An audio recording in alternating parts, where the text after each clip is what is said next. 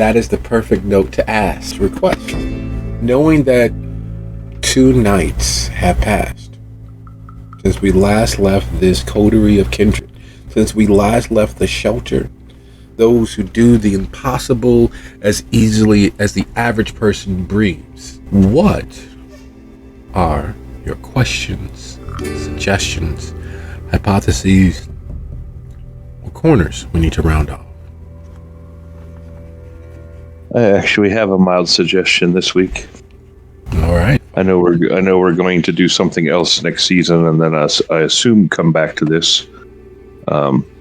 Need a chance at least for some personal things to occur, because I want to see what happens after Hestia telling Lucio that she loves him, if it goes anywhere, or if Lucio just continues to ignore it.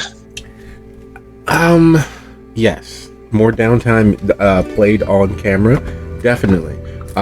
When we return to shelter, also, Discord being Discord, maybe. The idea for next season takes 3 minutes in my head, but yeah, definitely more downtime on camera. It's more than amenable.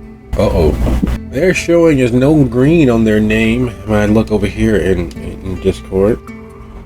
I don't know. I thought they were always in ghost mode like we are.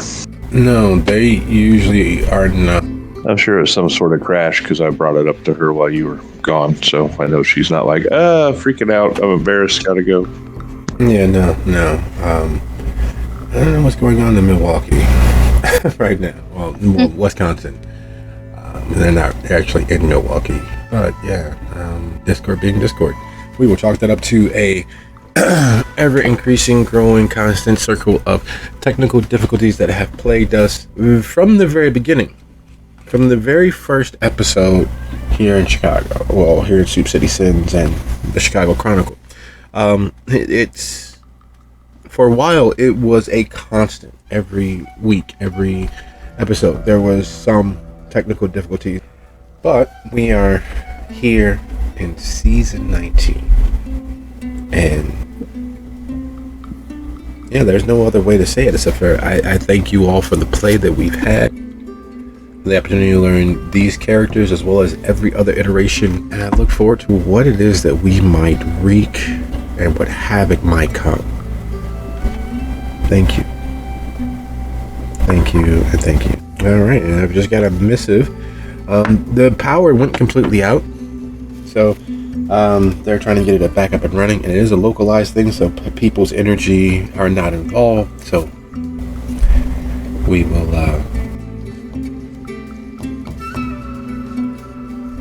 have them back short. And while we while away the time as we play them off and stall a little bit, as we dive into season 19's epilogue, a locality of Benumbing. It has taken forever and a day for the coterie as a whole to be where they are.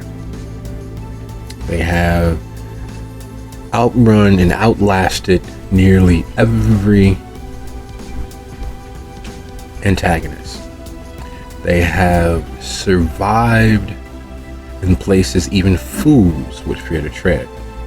They have done the unthinkable more times than one can actually keep track of.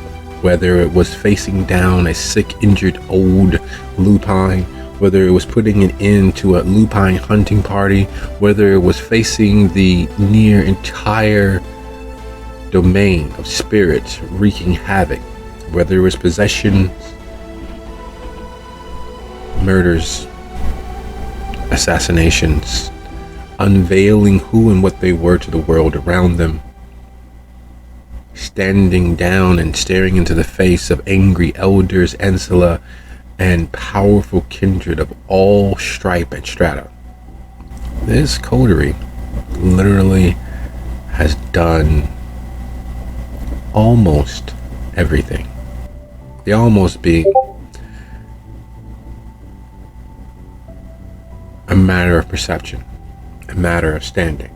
Because depending on where you are in Kindred society, this coterie shouldn't exist in any semblance of existing.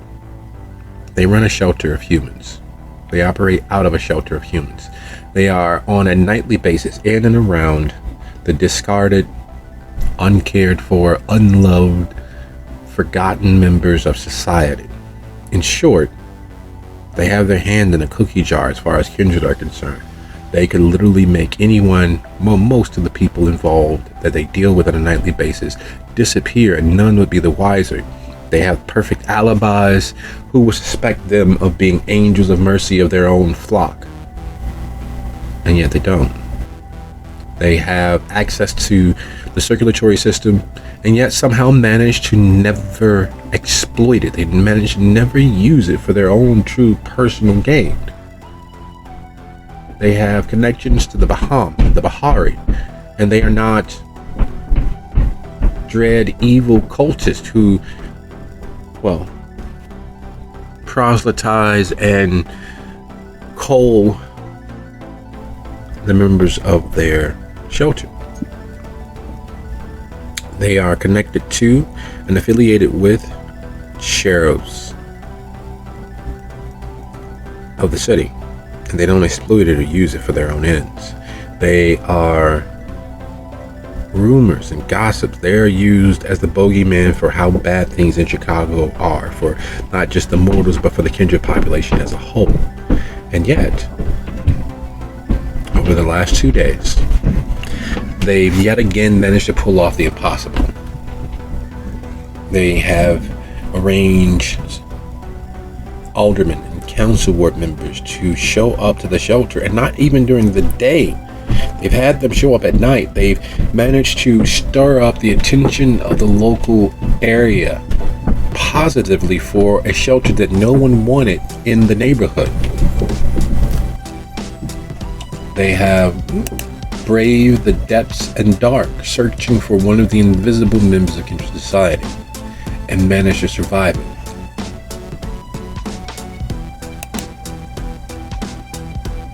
So with all of those impossibilities hanging over our head, filling our mind with just how far they've come and how much farther they have to go towards whatever goals they have in mind,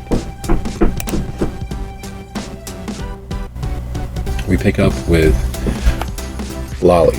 Would you be so kind as to roll your resolve plus aspects for me, please?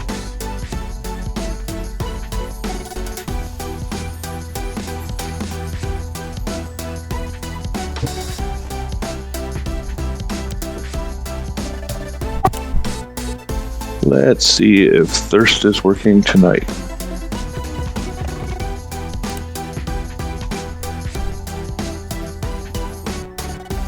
Are our hungers at 1, or where are we at after a couple days? Yeah, your hunger's at 1. Your willpower has been regained. There's been a lot of small moments over the last few days. So as we swoop through the Chicago skyline, as our vantage point glides along the river, sweeping up through the towers of the Loop, over the glittering gold that is in fact the Gold Coast. It's a strange little thing that a small shift in bulbs and the light that they output changes the feel of things. And where else in the city, the lights are bright and have a bluish tinge and are glaringly unflattering. The street lights, the neons and the fluorescence from the buildings that sit street side, they make the place look ugly. It's bright white blue noise that makes it very hard to find most things appealing. That is until you get to the Gold Coast and all of the lights are tinted with a warmer, yellower, golder hue, letting you know that money abounds and that this area is safe. It infects people with a subtle push toward believing that in the Gold Coast everything is fine. And it works for the tourists, and it works on the normal locals of the city. But it's one of the things that once you know that's what's being done, it is impossible to view it that self-same way ever. You know that there's subtle manipulation that the city itself is doing to pull the wool over your eyes. And everyone just goes along with it. So as you move through that yellow, goldish hued moment where the trees are strung with string lights no matter the season, where the streets are a little wider, there are liveries, both human and horse, that allow you scenic views of the neighborhood, to the far too thin and far too tall townhouses squeezed in between the malls, the cinemas, the boutiques where the smallest item you can purchase still will cost you a month's worth of salary. We move further north, gliding over the river, following it to its end at the lake, swinging left and moving further north until we find ourselves in Rogers Park, the southernmost point of Rogers Park. As Lolly, you don't breathe normally. You don't bother to blush normally. It's too much work to trigger the beast for something that no one typically cares about. Chicago's a city of big shoulders, always has been. People put their shoulders up around their ears, their arms prepared to defend themselves no matter what comes, and the wind only helps that to seem normal. So people tend to turn a blind eye. So rousing the beast to seem warmer than you are is never much of a concern. So breathing is a thing you do from memory. It doesn't have to be forced. It's a lot slower, and if no one's paying attention, it doesn't really ever happen. Yet here we find Lolly abed, her sheets tangled, her face thrown left and right, as the sights and sounds that abound inside her head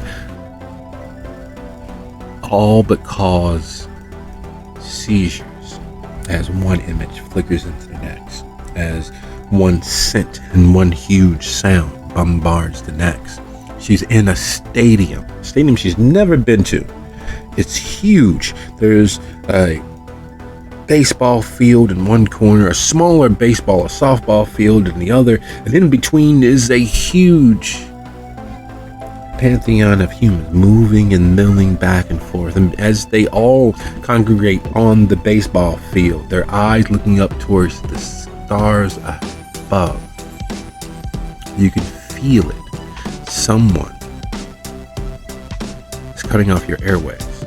You can feel their fingers digging into the soft tissue of your neck. You're not sure how they got their hands on you. You just know that they are there. It feels as if you're being choked out by someone with fingers wide enough to Polish sausages. And as you look up into the dead blue eyes above you, the jowly flesh rippling and undulating as they smile, you realize they're only doing it with one hand. You are that little of a concern to them that one-handed that they can squeeze hard enough to pop your head off. And just at the moment where you begin to take in the rest of the world, the popcorn, the hot dogs, the beer spilled more than drunk, the sounds of Baby Chorus's last song begins to drift over the whole noise of all of those hundreds of thousands of people watching the stars as this beam chokes you out. The puff of cigar smoke invading your vision and your nostrils, and you find yourself alone in your room.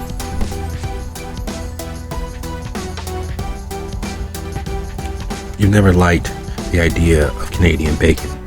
It's just ham. Yet you're a guy. He likes breakfast food. Says the last true American thing. Not that that's true in any stretch of the imagination, yet it is also very much true. The style of breakfast food is wholly American.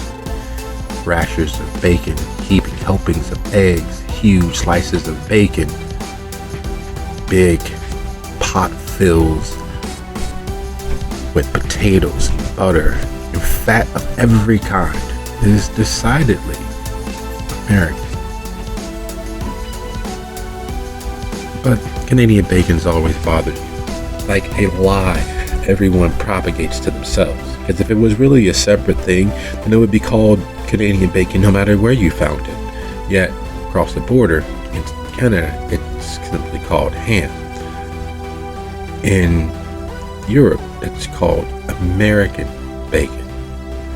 In Japan, you're not sure what the word is, but you're sure that they don't call it Canadian bacon there either.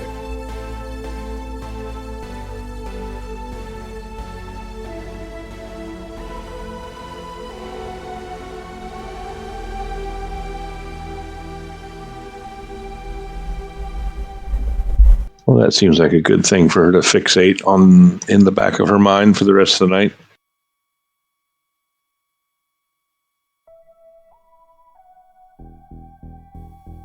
That's the problem with seeing the multiplicity of potential for nearly every scene.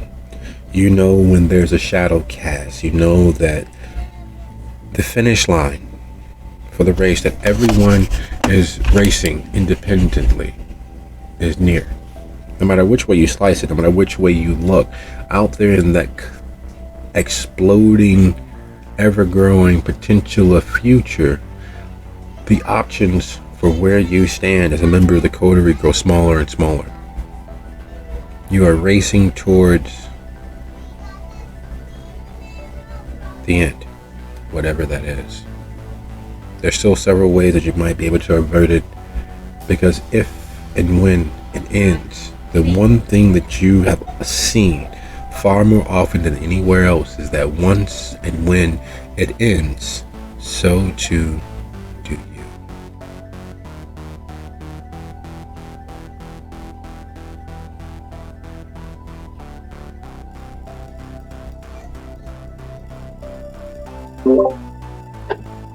She is oddly fine with that notion. And then the scent of Canadian bacon wafts through you, and you realize what else will be ending. You realize who else would cease to be. You realize the very real number of strings and attachment they have out there in the world that would be the lesser for them no longer existing. Like dominoes, lies would peter into nothingness, or crash dramatically against the ground beneath it, shattering. All for want of a nail. So yes, ending your own suffering, ending your own time here is a great thing, but not at the cost of everyone else loosely and directly connected to the fallout of such a thing.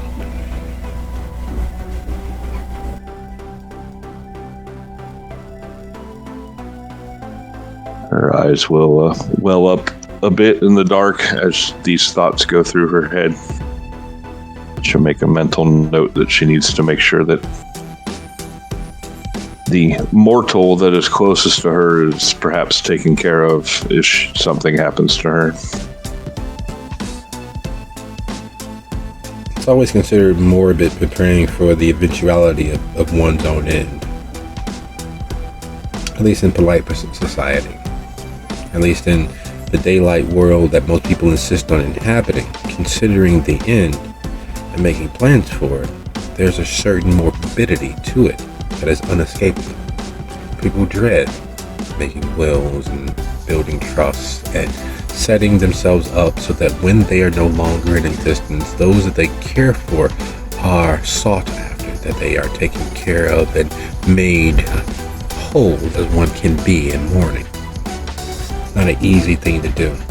And like most beings, most humans, most Americans, it is saved to the very last moment where it is possible to make those decisions in somewhat of a sound mind.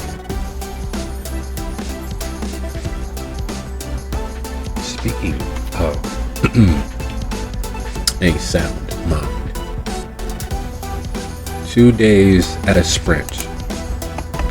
2 days chasing leads, following up on things, pulling strings that you weren't even sure you actively had. Because it's one thing to have an understanding, yeah, you're pretty popular, people like what you do, to realizing what that actually means. It's not just those in the ink game that know of your memory. It's not just those directly involved with either making or having art put on their skin. It's not just those who, have body modifications. It's not just those who are in the actual culture of tattooing, the near spiritual aspect of it, the pain that comes that has so many more people addicted to tattoos than the art itself. You're not just known. You're not just liked by a handful of people. Beating the streets, using the Rolodex, hanging out, meaning individuals who are connected to individuals you are connected to, you realize that your name, not just the Painted Lady, is known from Rogers Park all the way to Logan Square. That is not just the neighborhood around your shop. It's not just the people that have traveled and come to you. It is not just people who are interested. Your name carries weight. People are happy to see you, especially when you put on a near appearance of being human, being alive. A little vibrancy added to your skin, either through tempting the beast or just a little bit of makeup, and people glom onto you.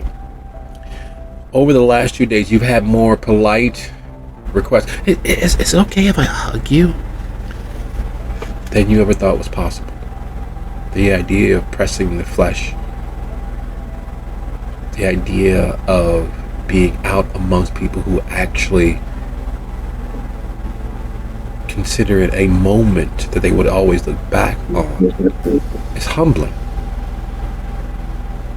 Especially when you realize that in 2 days, you have managed to create a stir, a buzz, and pull more attention than you thought any member of the coterie could, let alone the coterie as a whole.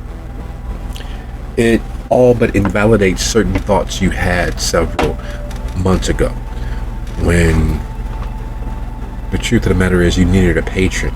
You needed a group strong enough to ensure your safety.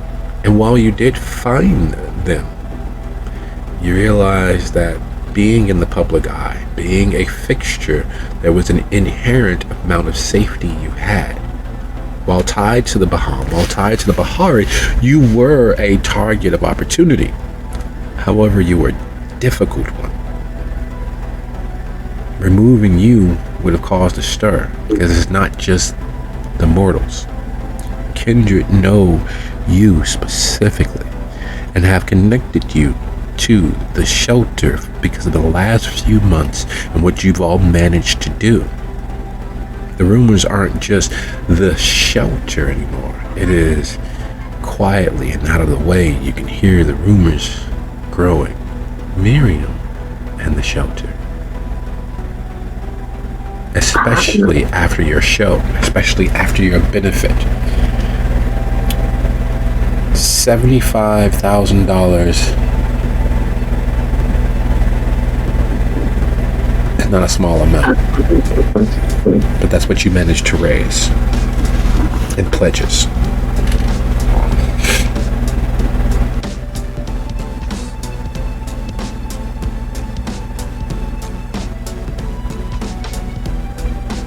She is quite proud of herself.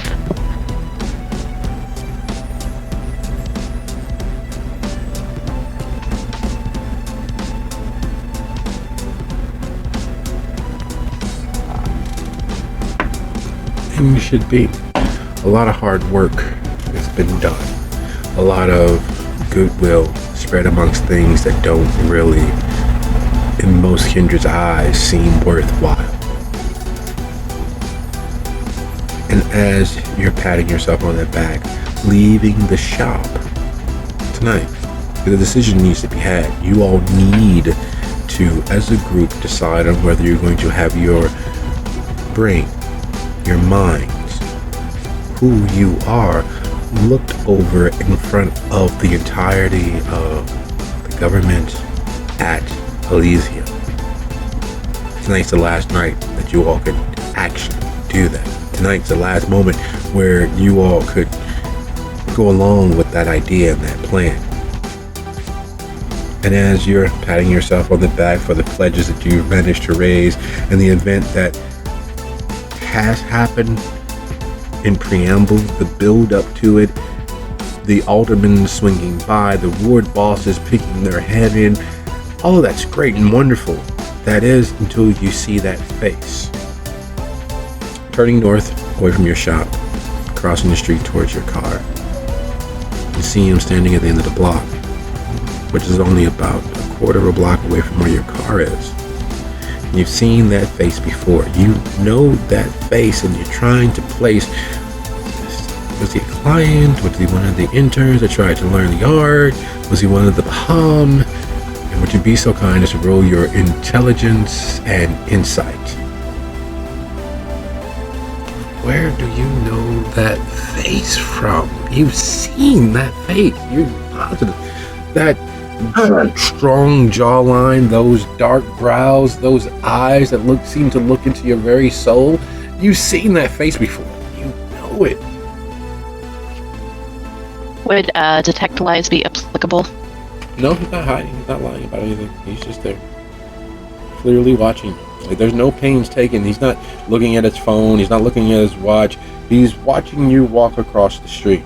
He's looking from you to your car to you. And it's clear that they have been there long enough to have a gauge or an understanding of which car is actually yours, where you might be heading. And as you get inside your car and close the door, you remember where you saw that face, staring up into yours as you held pressure on their GSW, while all around you, the shelter, the hounds, and the Castiglione Tories waged the war that rewrote the north side of Chicago. He was one of the body men, one of the guards there. He was one of those that Don Castiglione was willing, in fact, to sacrifice. And yet he's here. Now, as you start the car and you look back, he's gone.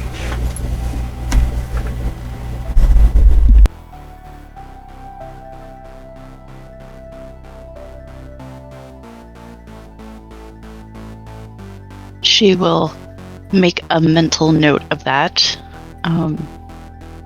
Clearly she doesn't have a name, but she is also pleased that she was able to save at least one person of that whole giant debacle.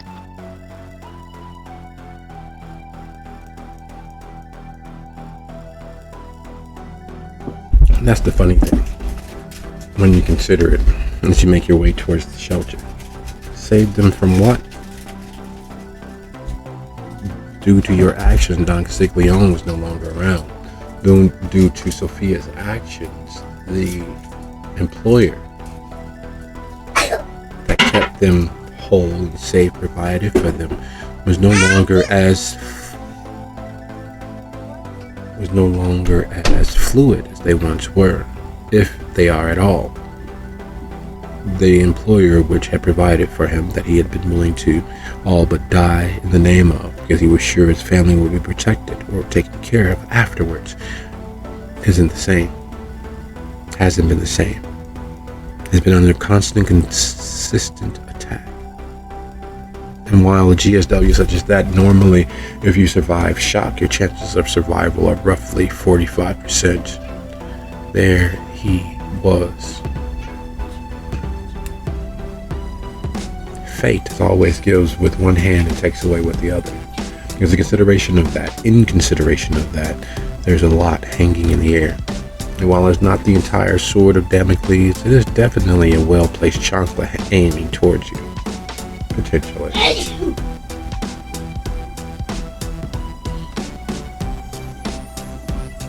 So as you make your way towards the shelter,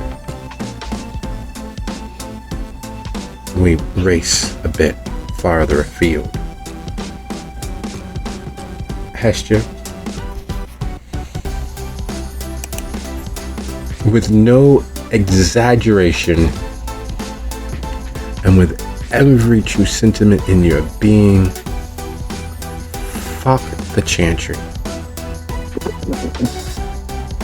There's no way, no reason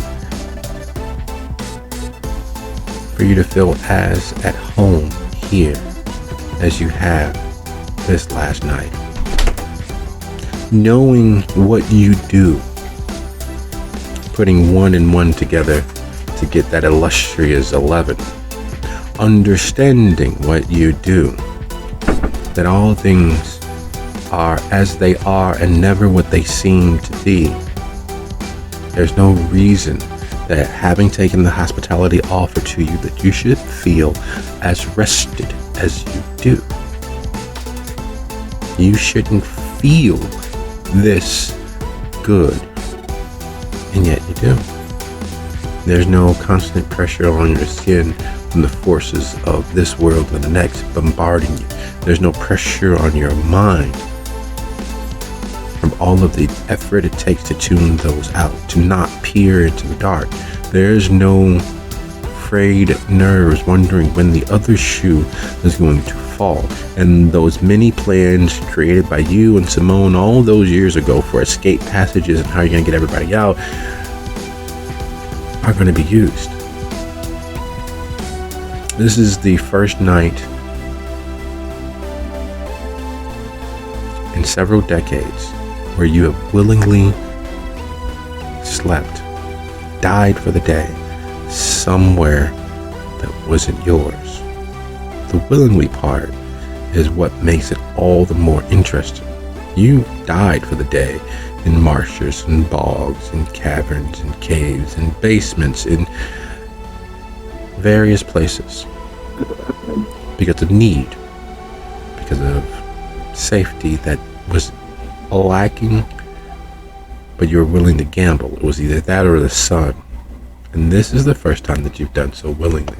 You've taken someone up on their hospitality, not because you had to, because you really didn't have to. You could have made that drive back north. You could have took the train, you could have took a cab, you could have took an Uber, but you decided to stay at the Grand Chantry of the Tremere, at the Blackstone Library here in Hyde Park. And you feel rested. And then the airstone is there in the door to your cell. Because that's what the bedrooms are. Lightless cubes, providing all of the warmth and comfort you'd expect in a bedroom, but it still doesn't change that it is effectively a monastic cell.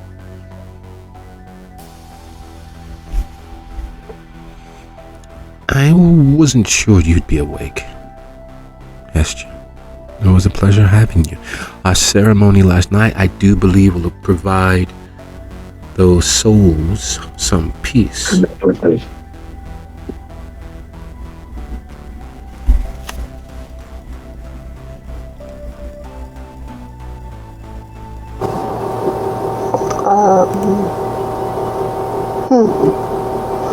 They weren't the only one that got a bit of peace, and it's strange, and I'm not sure I like it.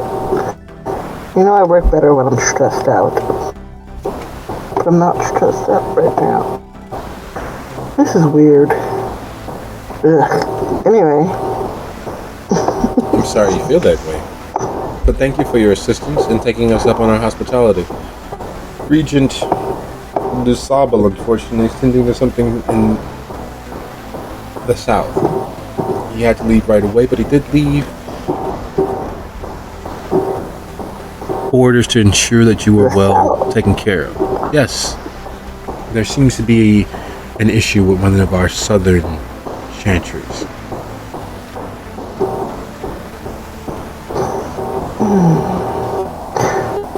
Sorry, you know how I am about puzzles. When you said that, it's got my gears turning, you know. Cats and... Sorry. Yeah. He left instructions. To ensure that you were well taken care of, would you prefer a draught of blood? We do have several vintages still currently in stock, as well as that beer you were asking for from the one choir.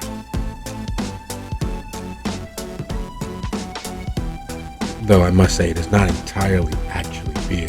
If one were to compare it, it would be closer to a lightly spiced mead with a bit of carbonation added. I've never understood why that had not been done previously. It would seem to make it far more effervescent in the grand scheme of things.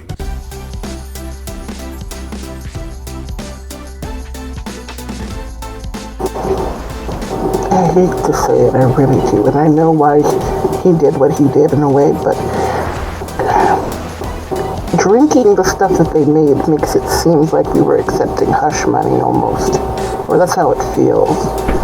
Yeah, sure, look the other way while we kill your kind and drink them. Well, they're no longer a factor, at least as they were, and part of the negotiations that led to that particular moment ensured that only those that are enemies of the state might ever be used afterwards. They won't be receiving their implements from the same source belonging. He did say that he would make it back in time for Elysium.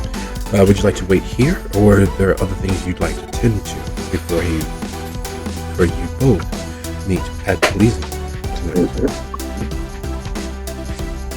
Actually, I think I should do my best to find my coterie mates, seeing as how this is such a large night for us. As much as I hate to leave the peace behind, it's necessary. Completely understandable. We all do what we need to do. After all, I wish you luck, and maybe the peace will grow on you after a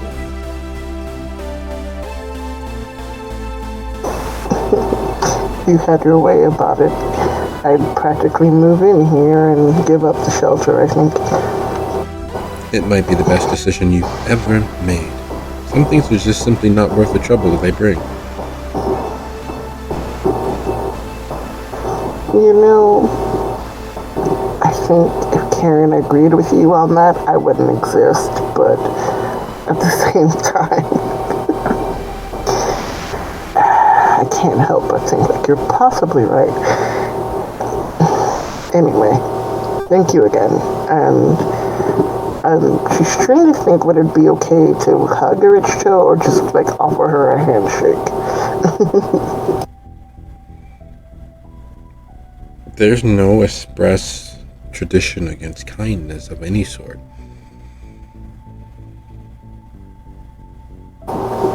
She decides to hug her, even though she's a good bit shorter than her. Like reaching around her waist, she gives her a squeeze.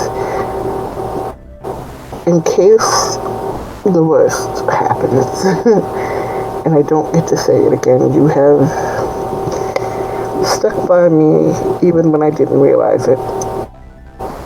You and Dusable, and don't tell him I said this because I will deny it.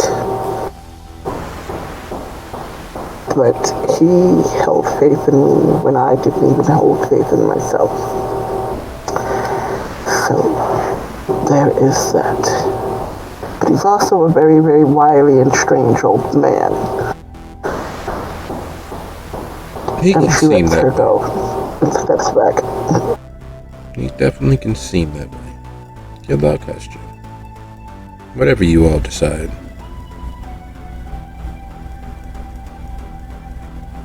And she turns and heads for the door.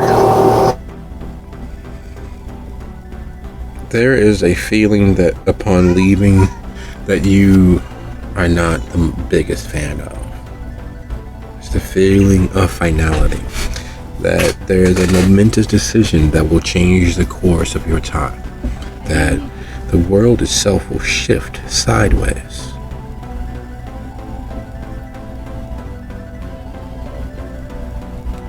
And speaking of shifting sideways, it is surprising for you, Lucio, to actually be in your home, your newest home, talking to ghosts has never been that strange to you, and you're not sure whether it's simply because you refuse to give in to that fear that is so very natural to the living, or was it because your genetic donor haunted and hunted you, calling himself toughening you up for what he planned for your future? Your genetic donor made sure that your early years were in direct dichotomy to what your father and mother wished, while they instilled in you virtues that saw you do whatever it was needed for the betterment of the world around you. Be willing to sacrifice your time, your effort, your energies to make the world a better place. It's hard growing up with that level of childish imagination as to where the world actually works and it not take root in you. It's hard growing up in that environment and not having that cancerous, poisonous hope infect your friends. It's hard growing up with that idealistic fervor and not realize all the blood that has been on your hands. It's hard, though not impossible. The hard decisions that you made to get here, to survive this long, to do hopefully some good in the grand scheme of things, hangs in the balance you never thought possible. Your future, the peace, the idea of being able to bring your sisters home hangs in the idea of opening your mind to all but a stranger. So waking up at home, not hearing their voices, not smelling their drug of choice, not hearing them talk amongst themselves is difficult. Almost as difficult as it was last night as you traipsed through the major runways beneath the city, the world beneath the world. While most major cities have a maze of tunnels, access points into the sewer to check water levels and drainage and what have you, Chicago has 3 different layers of the underground. Because that's what it is, all of it beneath the city streets, all of it beneath the world that everyone else believes is Chicago. There's the tunnels that run all over the loop from one end to the next. Beneath that, there are delivery tunnels put there to have access to retail spaces and what have you throughout the entirety of the downtown area. And beneath that is a sewer system older than any building in the city. So much so that when trying to retrofit and rebuild it, they didn't even bother to brick off or close off any of those older tunnels. They just left them. There was too much work to try to undo them. It would have been too costly. Even when they dug a nearly bottomless pit to account for runoff from and prevent flooding, they left those older tunnels there. And having spent the last 2 nights chasing up one, hunting down the other, attempting to find your way to this purported shrine that your good friend, your newly found ghost servant, like all of the others, Edward, told you is down there, except for it seems to move. There is a church, a shrine, a temple that Bordriff operates out of. And it's somewhere down there in that maze of never-ending night. And while Martin, and even to a lesser extent, Juanica and Khalid have granted you visitation rights, even they can't seem to crack the magic of holding that place, that space, still enough to gain access to it. So yeah, being home, not smelling the stench of Chicago is surprising. Because there was never a point in time where you were promised to live the next night. And you managed to do it twice. You managed to go down and escape twice.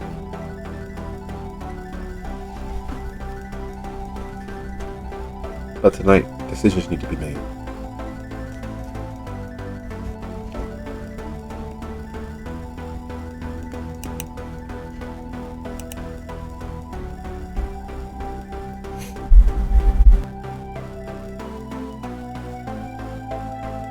I think I missed that last sentence. And then there's tonight. Decisions need to be made tonight.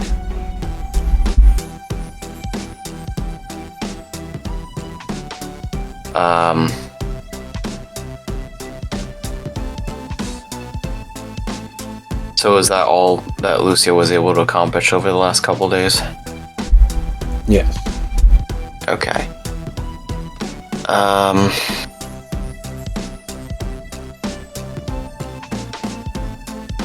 Second question, the place that he was investigating, was that just like the sewers, or was it the, what the hell was it? The place under the place that was like the abyss under the one club? Is that what he was exploring? No, he was actually exploring the real, actual levels beneath the city. Seattle has Shanghai tunnels. New York has their own subway system for the trains and their own connecting access points to their sewers. Chicago has 3 different layers of underground access ways. The sewers beneath the loop are large enough for 4 men to walk side by side in a lot of places.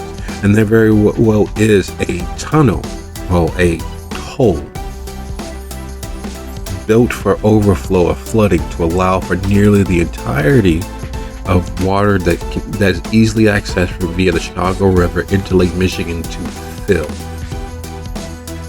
Everyone says they don't know how far down it goes or that it goes right down to hell. And the truth of the matter is, no one that ever has fallen in has ever been seen again. Their bodies don't wash back up. There's no bones or remnants found afterwards. The hole just keeps going.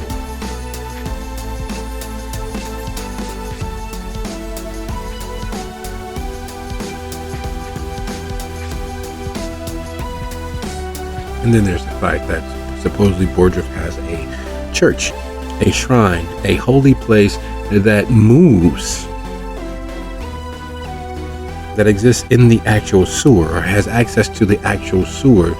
And that's intelligence that has weight and value, but how much is anyone's guess?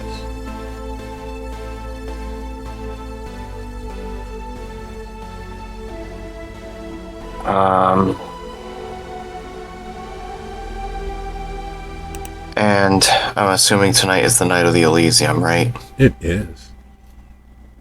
And you all still haven't had the opportunity to make an actual decision. Well, seeing as Lucia wasn't able to finish off the investigation on his own, he thinks it's best to see if he can get his coterie to help finish. So he will attempt to send a message to Hestia. Because I think at this point she might be the only one whose number he actually has. Asking to meet up and say that he has some info to share. And he will also try to make a separate call afterwards to, of all people, Blakeney, to see if maybe she has some knowledge of how this ever-moving shrine works. Whether it's just being moved around physically, or if there's something more to it.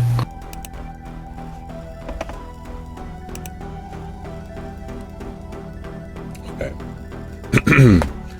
All very, very good things. Would you be so kind as to roll your composure plus technology standard DC?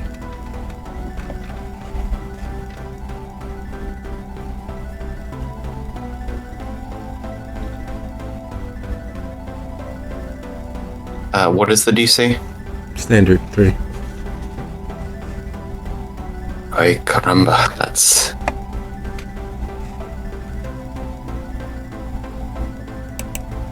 Unless, of course, you increase your blood potency. Did he do that in all of that good tasting vitae and blood that he's been consuming? Not yet.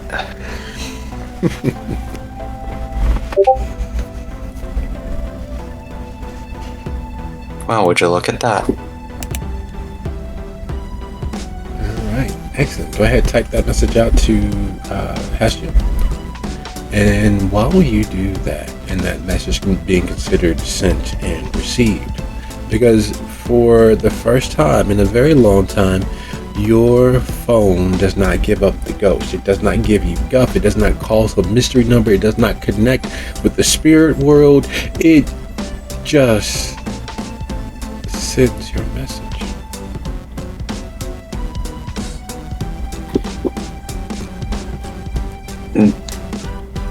Do we have a dedicated messages channel, or...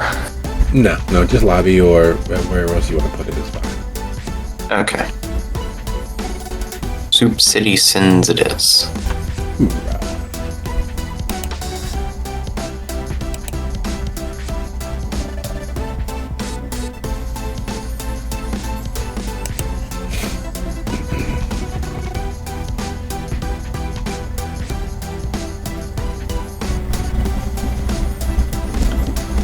It is amazing as you type your message. Shocked that the touchscreen responds to you. Shocked that the keys respond almost haptically to your touch. Shocked that you're not electrocuted. The lights don't dim. The power doesn't so suddenly go out. The phone doesn't shut off. There's a lot to deal with in that, and it's hard not being a little giddy that you have a functioning phone, if but for the moment. And while you compose and type and exchange messages back and forth, there is a sinking suspicion that you are not in fact alone. Every room has a natural sound. And even though it's a strange idea of you being home and you missing the sounds that were formerly natural here in your new space, your new home, something doesn't feel right. There's no creak of a floor, nor any board falling into place, settling, no brick crunching against itself. Nothing so overt or obvious as that, but there is the feeling of weight, like someone is gently pressing against your chest, but instead of it being a one-time press or a push, the pressure seems to be growing.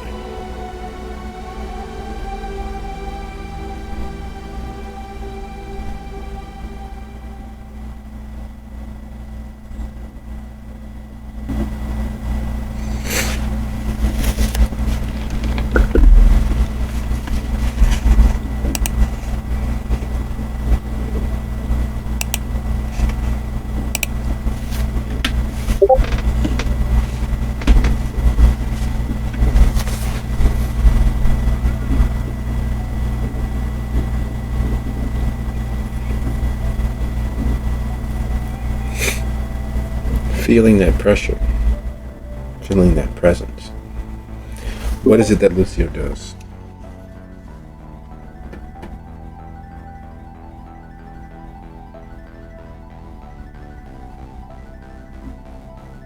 So, sorry, I might have gotten...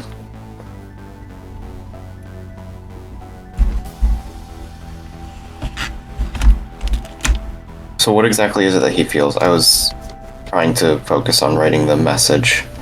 He feels a weight, a pressure against his chest slowly growing by the second.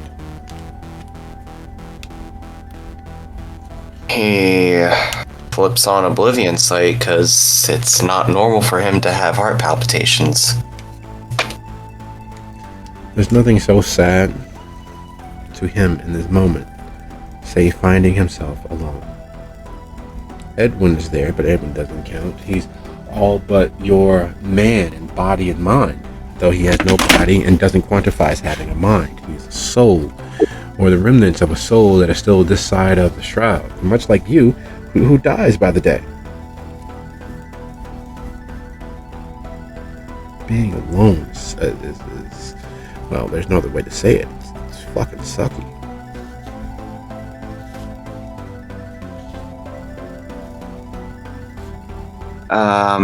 Then he's going to, I guess,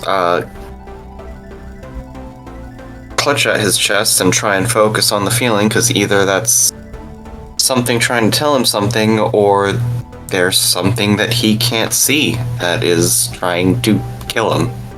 And he's paranoid enough to try and figure out what it is. To be some kind of, go ahead and roll your intelligence plus awareness, or intelligence plus medicine. Either one. Intelligence. Does a specialty in concealed objects mean anything in this case? No, it does not. That somehow makes this more concerning. And difficulty? As high as you can.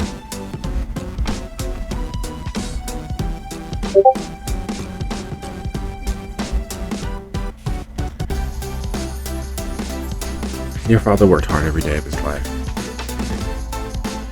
Every day that you knew him, every day he knew you, you knew him to work, to labor. You don't work, you don't eat. So, stressors on the chest, stressors on the body, what are the cost of being male in your early formative years? But this is wholly something different. This, you need air. You need to breathe. But tempting the beast seems a foolish thing to do when it very well feels as if your heart is being squeezed in a vice at the exact same time someone is attempting to crawl inside it.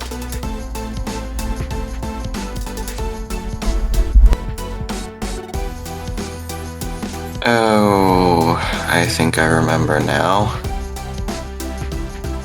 There's still that thing possessing Lucio.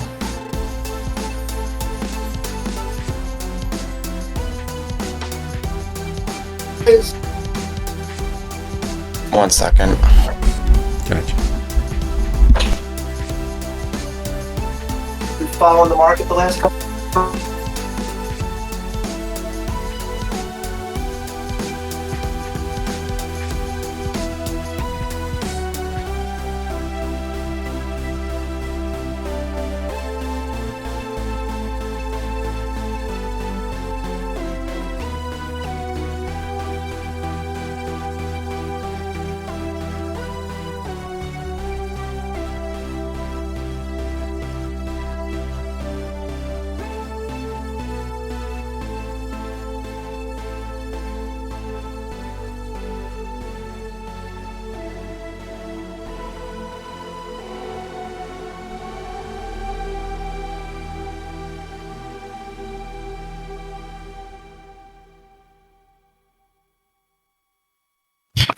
Sorry about that. So, yeah, he is currently possessed, isn't he?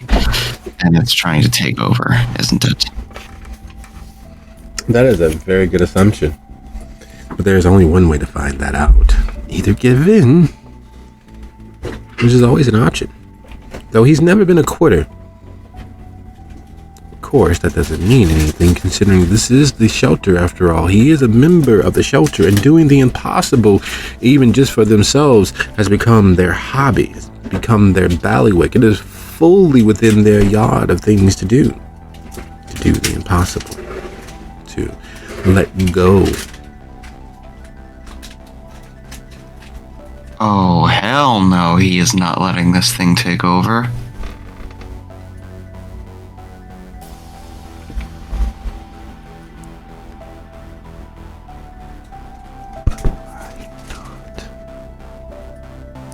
Why not? Somehow force it out of him, then he would love to try that.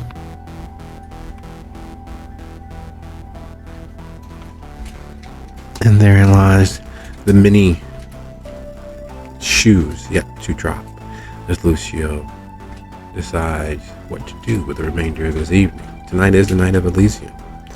And while he has sent the message and decided that he would like to speak with his coterie, doesn't mean that's what he's going to do. Something else could happen. Something else could cross his path. Hell, he hasn't even left his bedroom yet.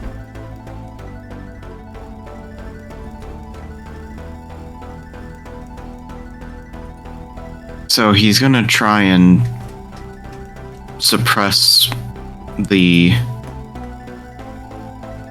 urges of that spirit possessing him, and he's going to try and make that call to Blakeney now, this time with an additional question of how to get rid of a spirit that's possessing him.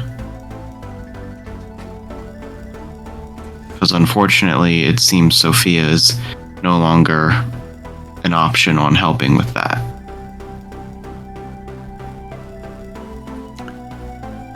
Would you be so kind as to go ahead and roll your technology roll once more? DC 4.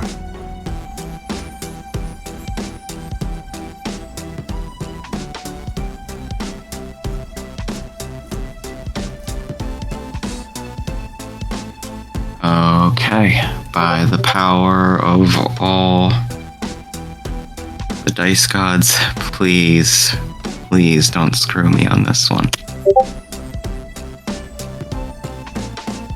Am I able...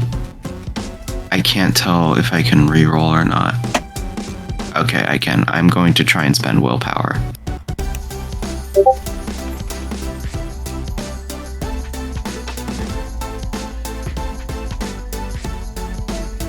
Fire away. And succeeded.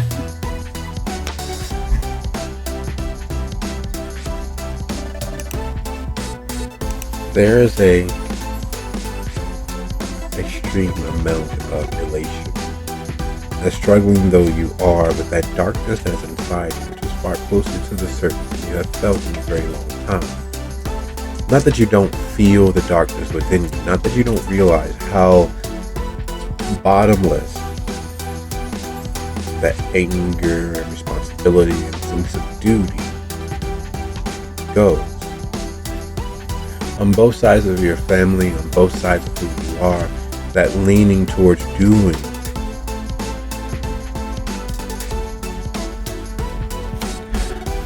runs wide, bright, and big. So successfully doing anything is an extra hit of endorphins, an extra hit of adrenaline, there's an extra surge.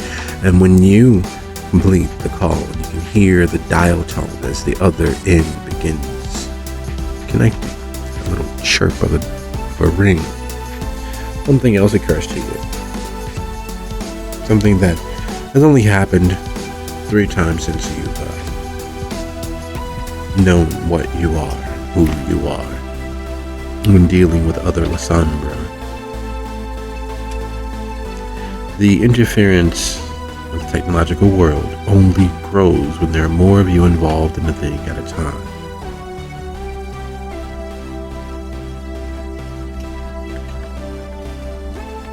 And as you connect, And you hear a voice that's been in your head quite often. A voice that doesn't make sense. You still hold Blakeney responsible for you being as you are. You still hold her and your biological responsible for, well, killing you. There's also something else there. It's not quite respect, but it is, she survived madness, a full dose of it forced on her by someone else. She, even mad and animalistic, was able to concoct horribly efficient tactical plans.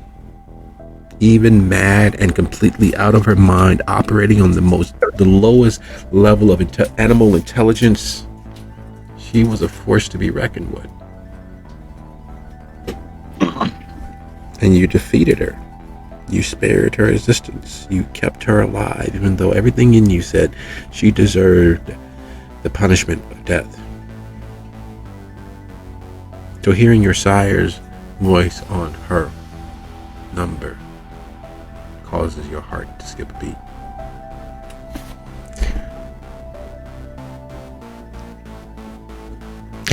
You know it's funny, Lucky.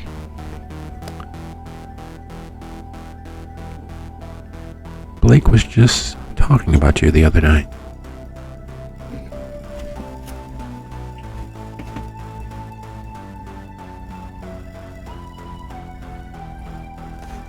Hold up. Did I just hear them call me Lucky? Yes.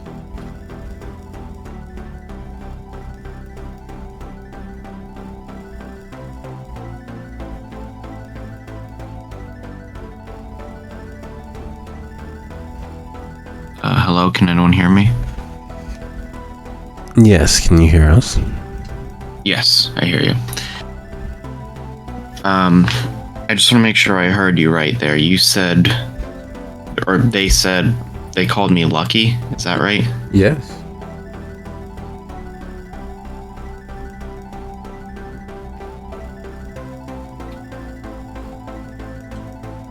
Janet?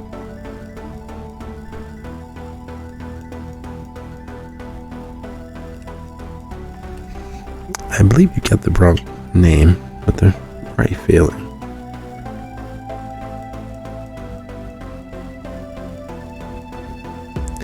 Blake was just talking about you.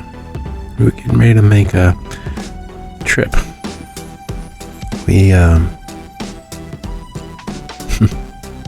you won't believe this. We have a potential job for you. Are you safe?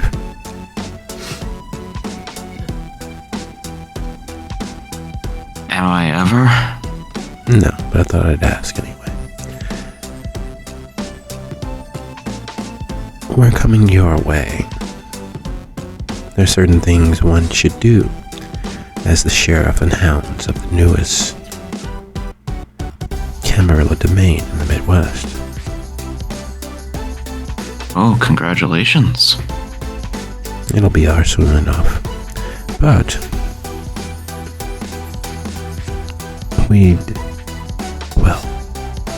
I'll leave that for Blake to tell you herself. We'll be at the Elysium tonight. It's the official ascension of Prince Albert.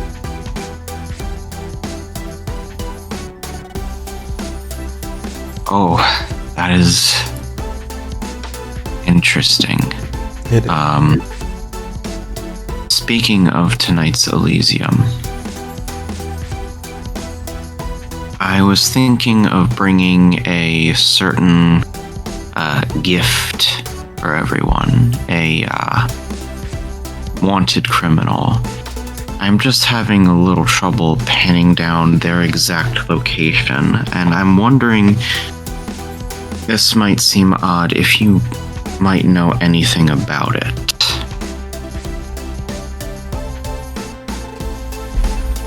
Have you heard of anything about a moving shrine beneath the city?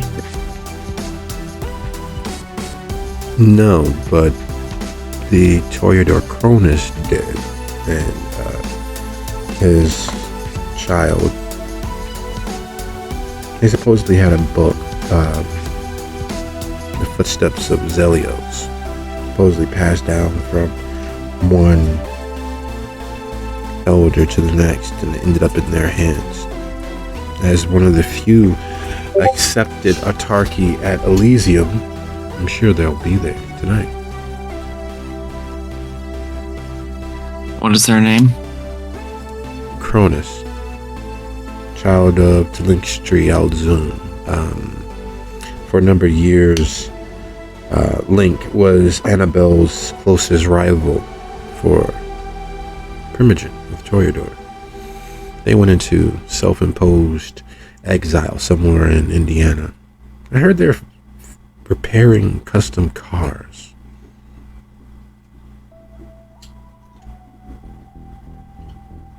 I see. Thank you. I think I'll be able to make use of this information. I look forward to seeing you tonight. You should. I am, well, once Prince Albu is accepted, am the scourge of Thornton Township.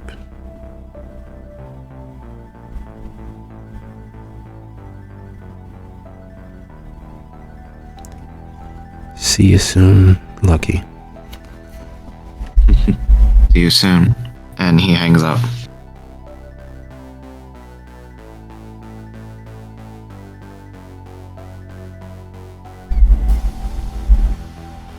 And then hopefully if he got Hestia's message, then he will prepare to head to the shelter, because I'm assuming that's where they would all meet up. Yes. Indubitably. It is always a physical thing, driving through the city. They can be just as fraught as attempting to take a safari. And yet, it's something that the unskilled, though very ardent citizens of Chicago do constantly. It is a contact sport, moving from one place to the next in Chicago traffic. It is a contact sport, surviving the drive, and it is a mental exercise in toughness and determination. That much does not change, even driving the few blocks that Lucio must drive to get to the shelter. That does not change for Lolly, who's traveling across the bulk of Rogers Park, nor for Miriam, covering several neighborhoods from the river north to get to Rogers Park. And it most assuredly does not change for Hestia, moving from Hyde Park north, all members of the coterie drawing closer and closer to that momentous decision, because it is a decision, and one that they have to make. With that hanging over us, I'd like to thank you all for our first half of our epilogue, and it is 7 after the hour.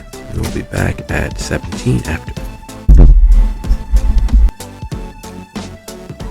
I just want to say I apologize for my tardiness.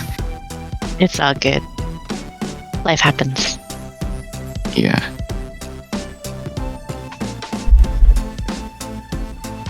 All right, folks, how we doing?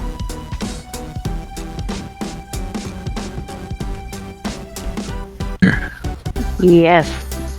Yep. Excellent. Okay.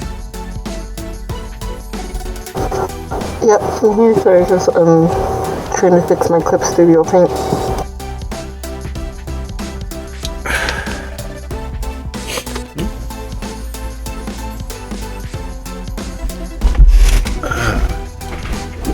So,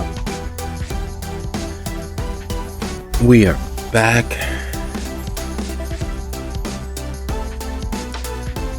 And like homing pigeons, so too are the coterie. Each of them making their way into the parking structure, and otherwise parking in and around the shelter itself. Everyone knows the old quote that you can never go home again. Everyone attributed to Garrison Keillor or some other American philosopher. But the idea is a very old one. The idea is that with each step forward along our path, the way home or back into the past becomes more and more impossible. So as everyone, each of them arrive, where are they meeting?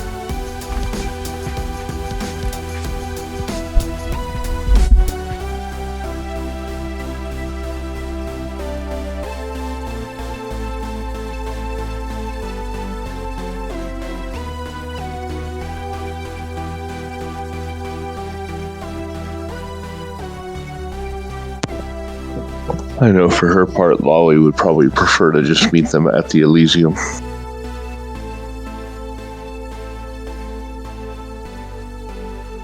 Did anybody ever get Ollie's contact information so that we know whether No.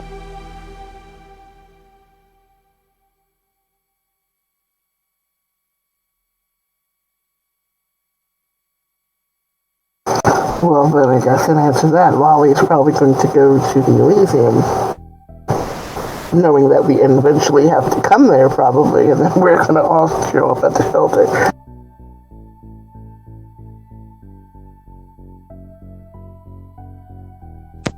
I mean, Lolly will go where the wind blows her, where she feels she should be.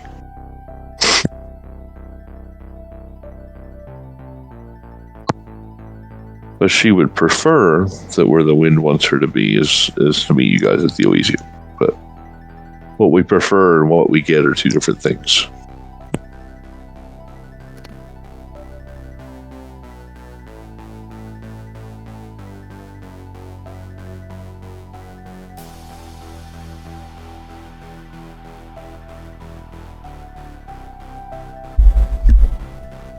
I'm trying to blow into the mic, but apparently it doesn't pick up the sound, but I'm trying to blow the wind in the direction of our coterie so that she comes here.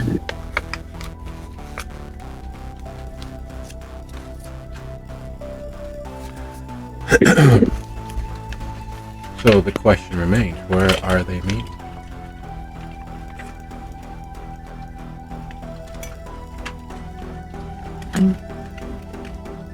Well, it seems probably a good idea, at least at first, to walk in the front door.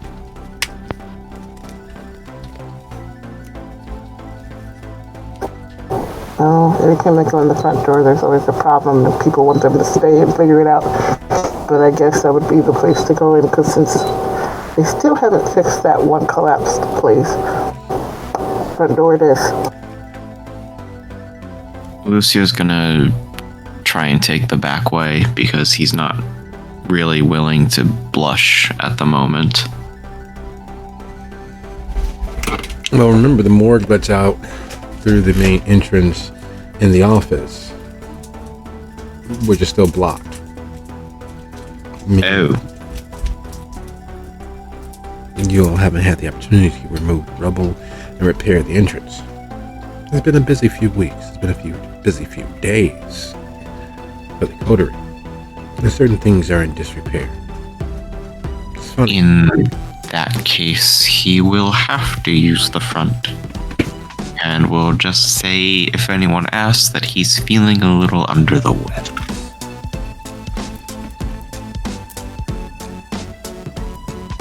Which is 100% accurate. He is feeling under the weather. Pressure on him is nearly inconceivable. There's no way that a person can have that much pressure in their chest and still be alive. Well, it's a good thing for him that he's not. Not a good thing for him because he still manages to feel each of those growing far more consistent increases in pressure, as if an egg was being cracked from inside out, as if he was the egg that something is attempting to break out of.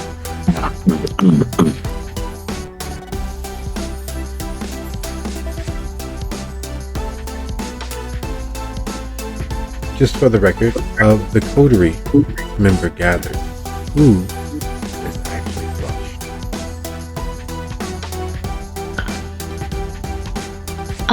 That seems like a thing Miriam would have done, having, been interacting with the general public. Nope. She was at the chantry. Why blush?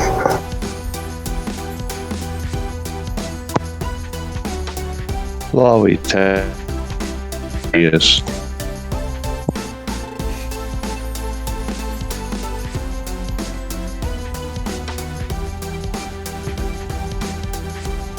Now, normally, it's not a consideration. And the reason for that is because it's the shelter. It is Harrisboro shelter. And they are seen by the residents and those who have become part of the community as, well, they look past it. They look past it so often that it's when they are vibrant and blush that they get those compliments. Oh my God, you look good today. Hey, how's it going? Everything's going well? But the reason why that is an issue, a small one, as you all realize when you get there, there is considerably more eyes and ears in the shelter than has ever been here before. You've got the secretary of the local ward boss moving through the building, clipboard in hand. You've got the 2 secretaries for the alderman. You have a news crew from some YouTube news show local to Chicago interviewing some of the residents. So as you all enter in various states of death, they are not locals. They are not the residents. They are not accustomed to seeing dead men and women walking in ambulatory.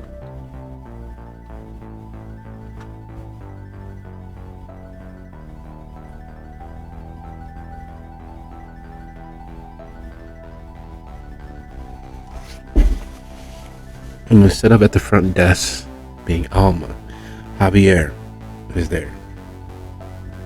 His pea green uniform shirt that he likes to wear from his other job. His slightly dampened t-shirt from all the labor and physical activities done in the last half hour. Still present as he's sipping from a bottle of water as you all enter. And he looks up. Oh, hey, Miss Green. Hey, Miss Green staff. Hey, folks, the owner's here.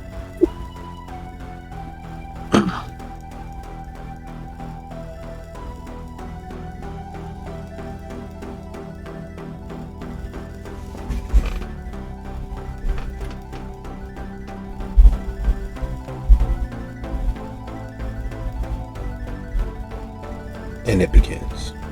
First as a trickle. A few of the residents wave or head nod from their positions.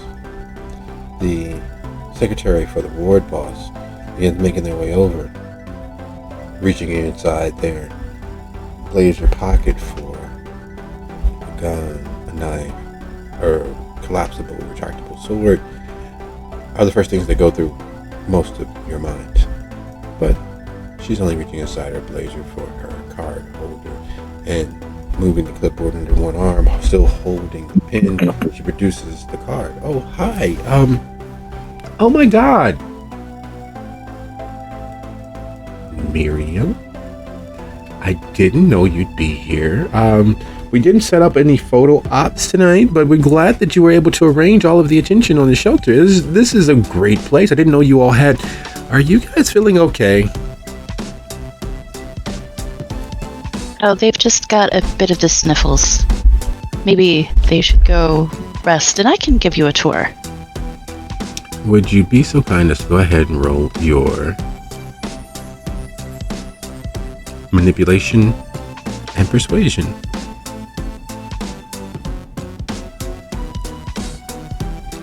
DC 5.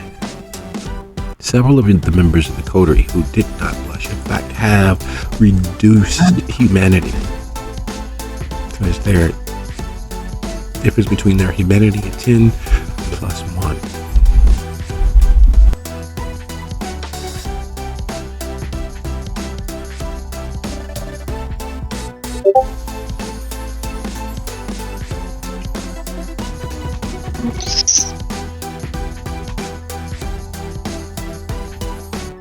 Would it help if Hess does not stop walking? Of course it helps. Nothing like seeing a zombie moving at full speed. I mean, she's not gonna run, she's just going to keep walking. No, I understand, but that's what the effect is. You see someone who should be on their deathbed, up and moving at full speed. Your 115-year-old grandmother running a marathon with makeup on. It doesn't stand out at all. Everything's perfectly silky smooth. It'll be fine.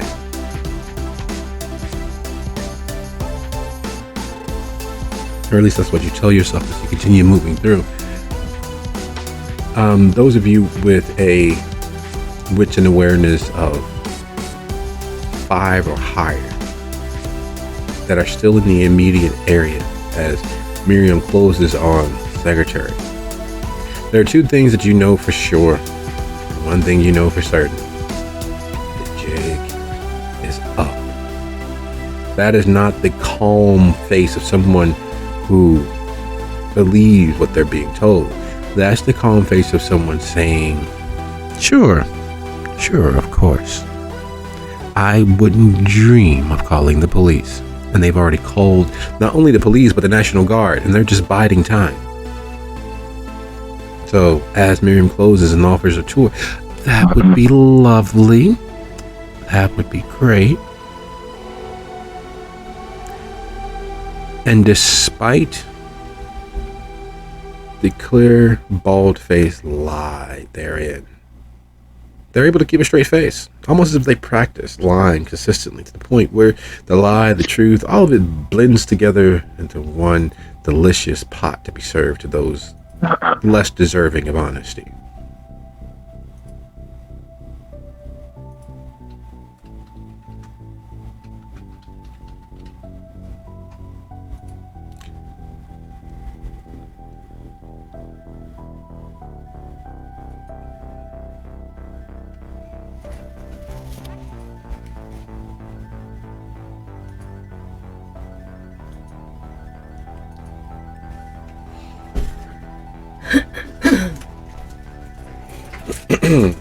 So,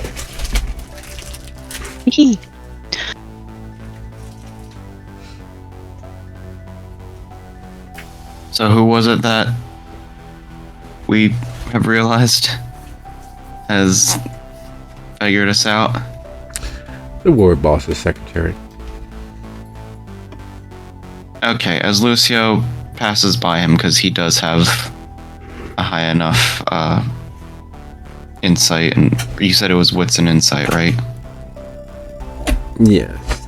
We get that. So as he's passing by, he's just gonna look him in the eye and say, forget about this.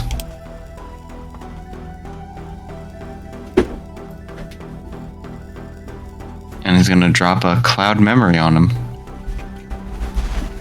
Because he's not about to have someone cause problems for them tonight.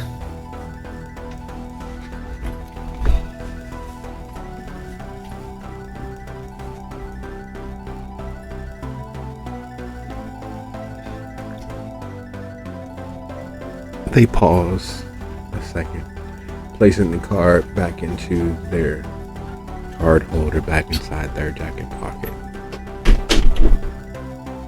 I'm sorry, you were saying, Miriam? I was just inviting you to a tour. Oh, that would be great. They smile. Give him a warm, genuine smile back. Let's go to the infirmary first. It's one of the places I'm most proud of in here. How much do you know about my history? Well, only what's been published and only what was made available to us. There's something you'd like to share? So at one point, I was actually in residency as a physician, working as an internalist at the hospital. It turns out that wasn't for me, but I still find it my calling to heal people, even if it's not through the full practice of medicine. That certainly explains why you took a interest in this space. Didn't know that money coming into the place was such of a note. You all have a fully staffed office suite. Each of the residents has access to either the desktops or the tablets they're in. Is this the second or third fundraiser that you've all held? Oh no, this is the first one. Miss Green has sunk a lot of her own money into the function of this place. Oh, Miss Green. Is this their business? Or is it the Harris Varos Foundation? I did do some checking in. The Varos Consortium, they've been connected with all manner of angel investments. Miss Green is the administrator of this facility. And is it possible to perhaps speak with this illustrious Miss Green? We've reached out to several individuals, and they haven't, well, unfortunately, they haven't been very forthcoming. Yes, she's a very private person. She prefers to spend most of her time here with our friends, but she has been feeling under the weather for the past few days. I believe she's probably at home in bed. Oh, I see. That is a shame. Well, send her our well wishes. I will. And if you have a card I could leave for her, that would also probably prompt her to give you a call back.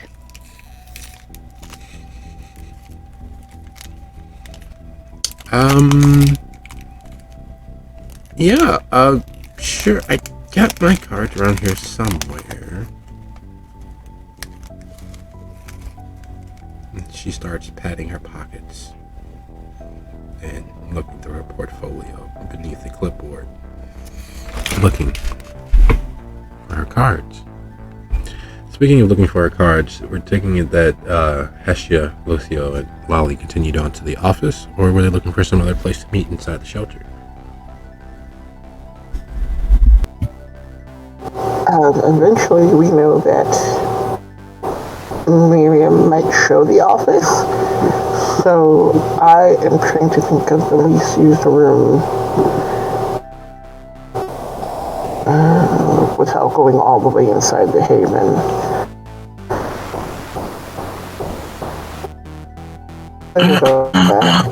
Storage closet or something, and as weird as that sounds, it might work for now since we just need to talk.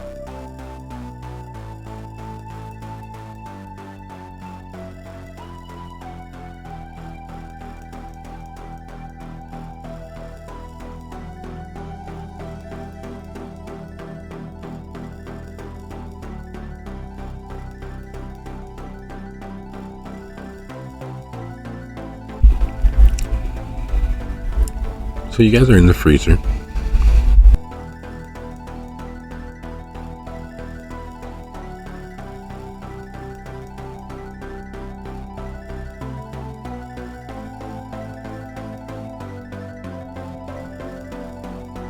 I mean, if it works and it keeps other people out.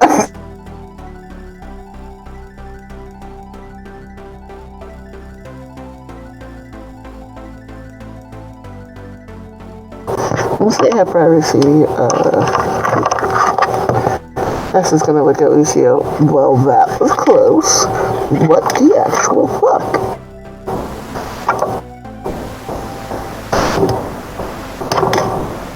On top of that, you said you had some sort of news or information. What are we doing?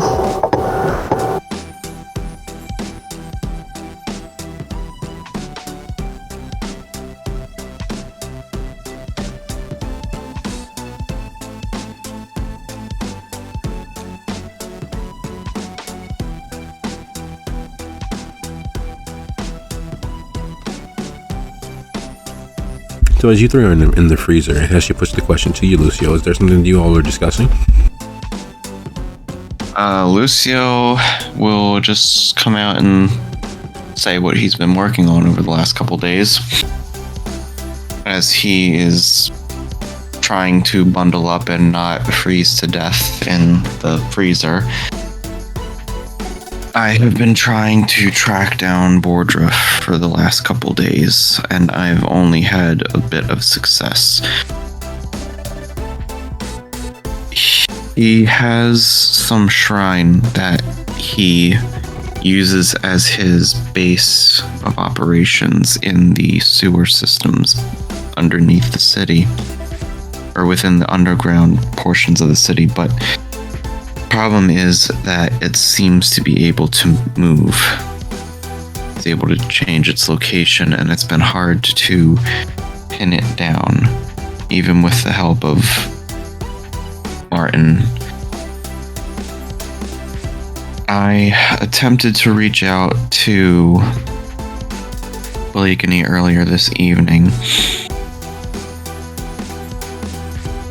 and she gave me the name of a Toreador who may know something about it. They are going to be at Elysium this evening.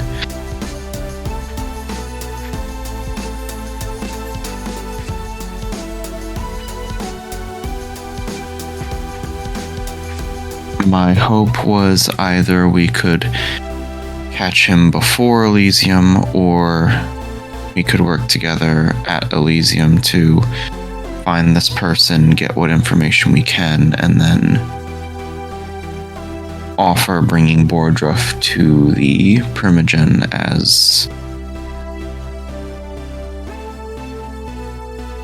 as our bargaining chip for whatever they have planned for us.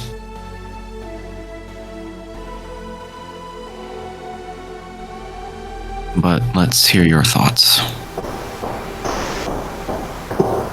No, I do like the idea of getting information from the guy at Elysium, but we probably are going to have something to offer them in return. I have been talking to our lawyer friend about a boon. Maybe we can use it for that. I don't know. Kind of a trade thing, because we gotta make friends, or we were supposed to make friends and all this other shit. So there's that. As far as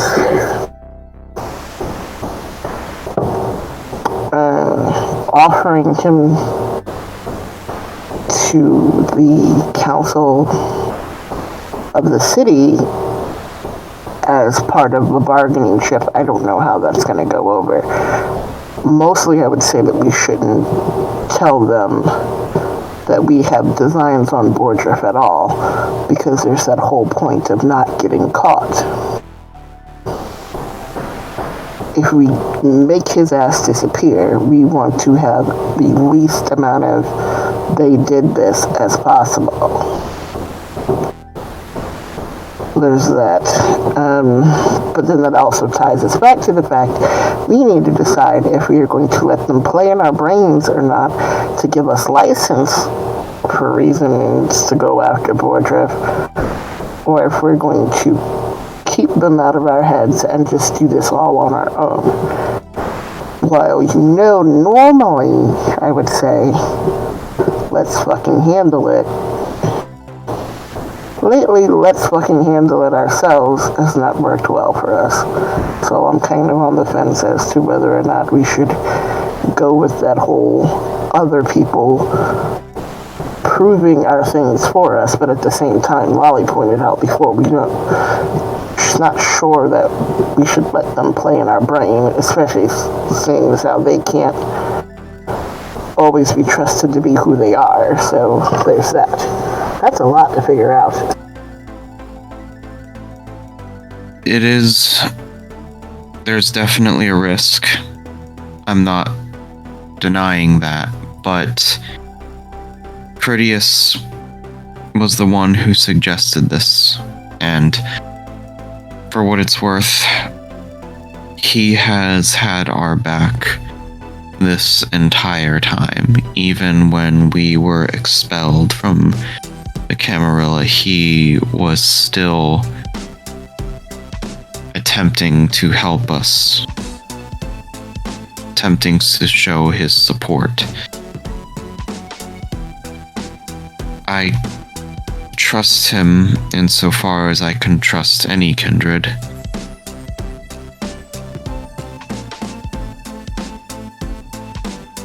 Well, there is the point that if they go digging around in your brain too much, he might show up there, so he would be putting his own self at risk if this wasn't a good idea for him.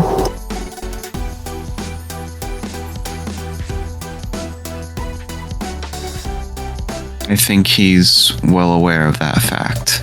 I don't think he would have suggested this if he didn't have some sort of contingency. It certainly wouldn't benefit him for us to suddenly be made fools of and be exposed before all of Elysium. I assume that he has something in mind that would somehow protect us. So maybe you're like some sort of sleeper agent, and he's gonna say a word, and then you're gonna just like start kicking everybody's ass. Surprise, I'm secretly a Bruja Methuselah this entire time, and I'm going to slaughter everyone. No, unfortunately, I am not that capable.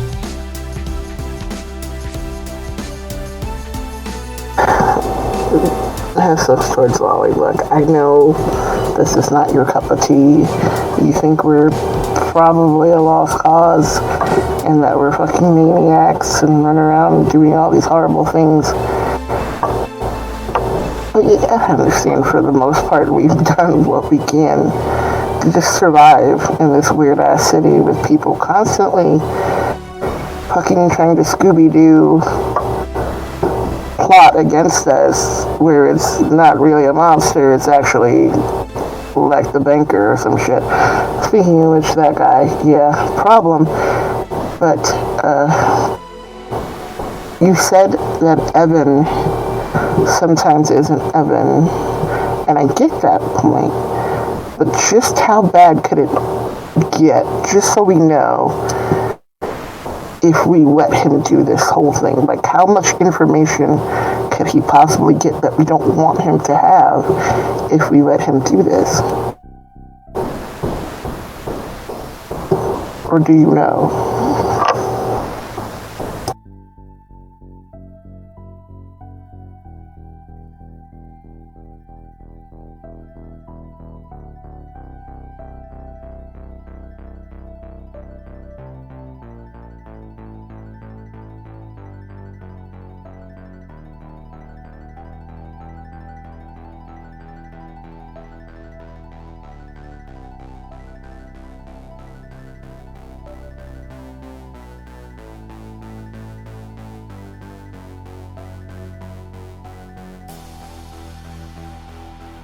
Lolly, did we lose you?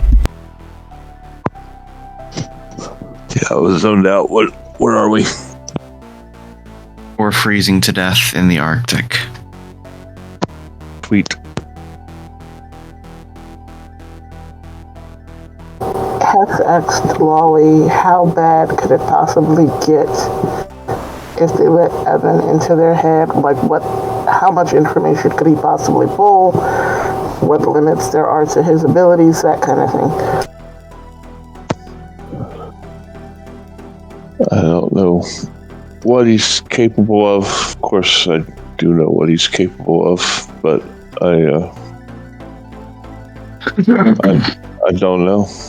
I don't know how bad it could get. It depends on which Evan. Which also brings up a point from out of character, not as always speaking. Did Evan seem off to her? Like more off than normal? Like not himself? That's the problem. That's the big problem. He was definitively not himself, and yet somehow in full faculty of all of those moments and memories.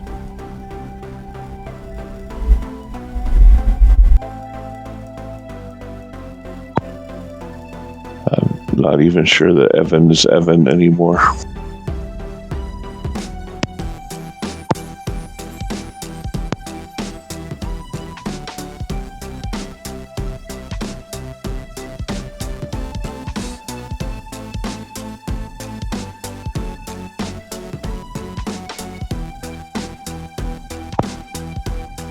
But it could get bad. I don't know. I don't know that they'll believe anything he says.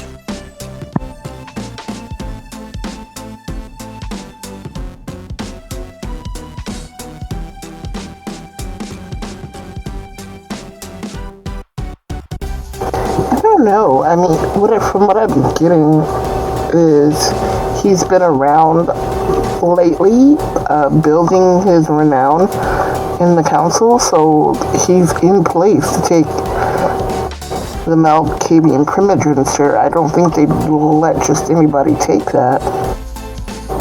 So while it is a long shot, or he might not be the Evan you remember, I mean, like I said, they wouldn't just offer that sort of seat to anybody.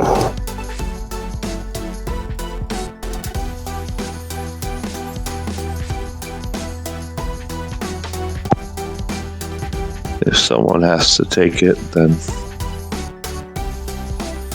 I guess he inherits the sins of the father.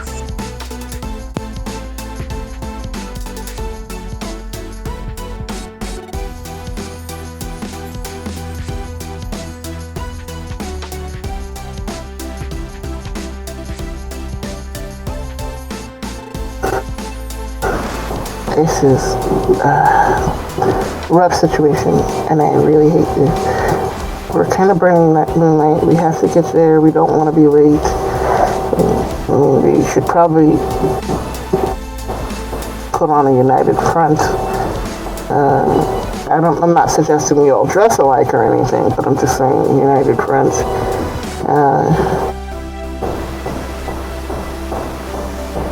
What do we want to do? I mean, Molly, I don't know if they're going to want to include you in that. I mean, it seems as you were there, but it's mostly the rest of us that I'm sure they're worried about because they've known us the longest, and you're just the last person to join our merry little fucked up band here. But we need to decide for sure whether we are willing to put ourselves through this. That is the crux of it.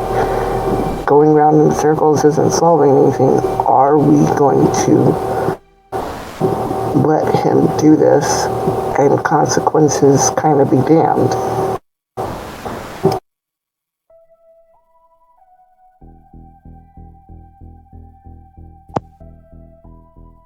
I can't make the decision for you. It's your secrets in your mind that he would be probing.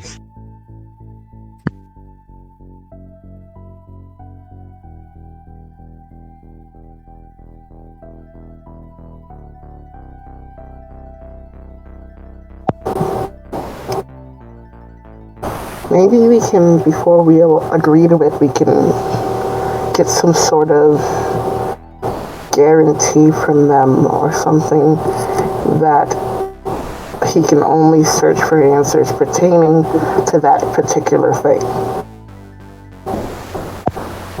And that nothing else he sees is admissible in court. Worth a shot. I suppose.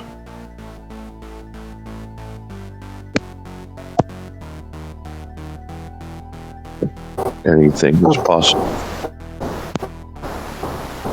That's true. Anything's possible. So, okay, we have somewhat of a firm enough answer. The answer is yes, we are going to let him do this as long as we can have the agreed upon caveat that anything outside of the answers that they are looking for, stated answers that they are looking for, are not valid.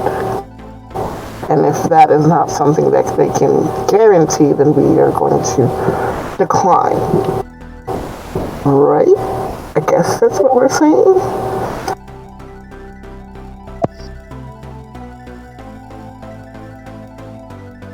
Kind of shows an admission of guilt.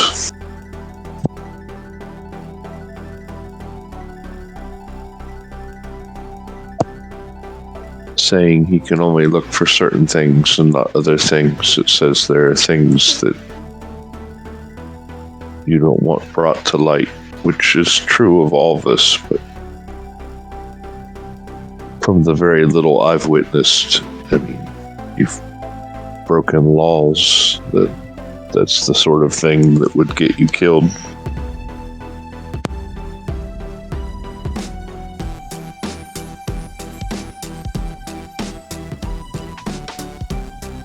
Okay, so what I'm getting, I know you said you can't make this decision for us, you can't tell us which way to go, but it very much seems like you're against it.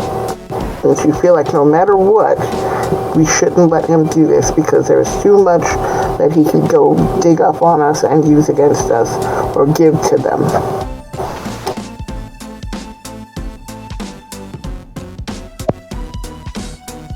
Lolly will bite her lip and slide her hand out of her sleeve and reach out and touch Hestia. Unless Hestia dodges or tries to not be touched. She wouldn't be expecting it, so...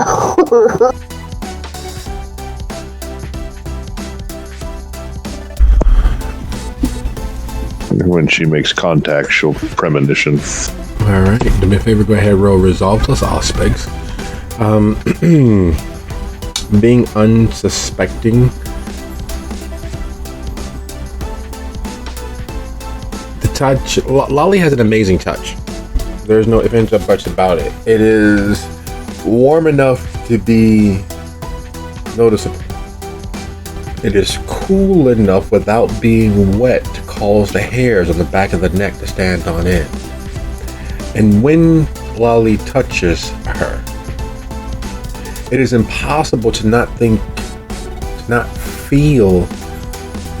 the lives that have laid in Hestia's arms and crossed over.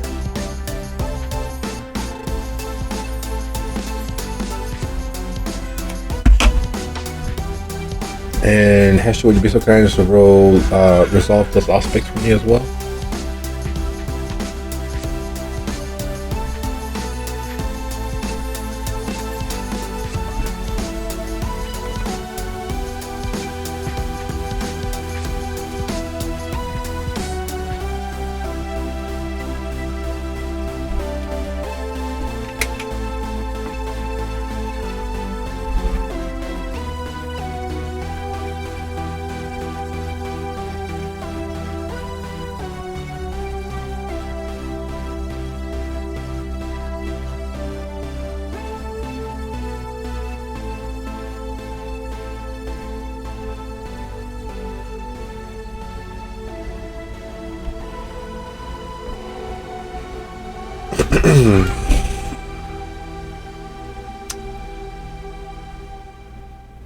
Where to begin?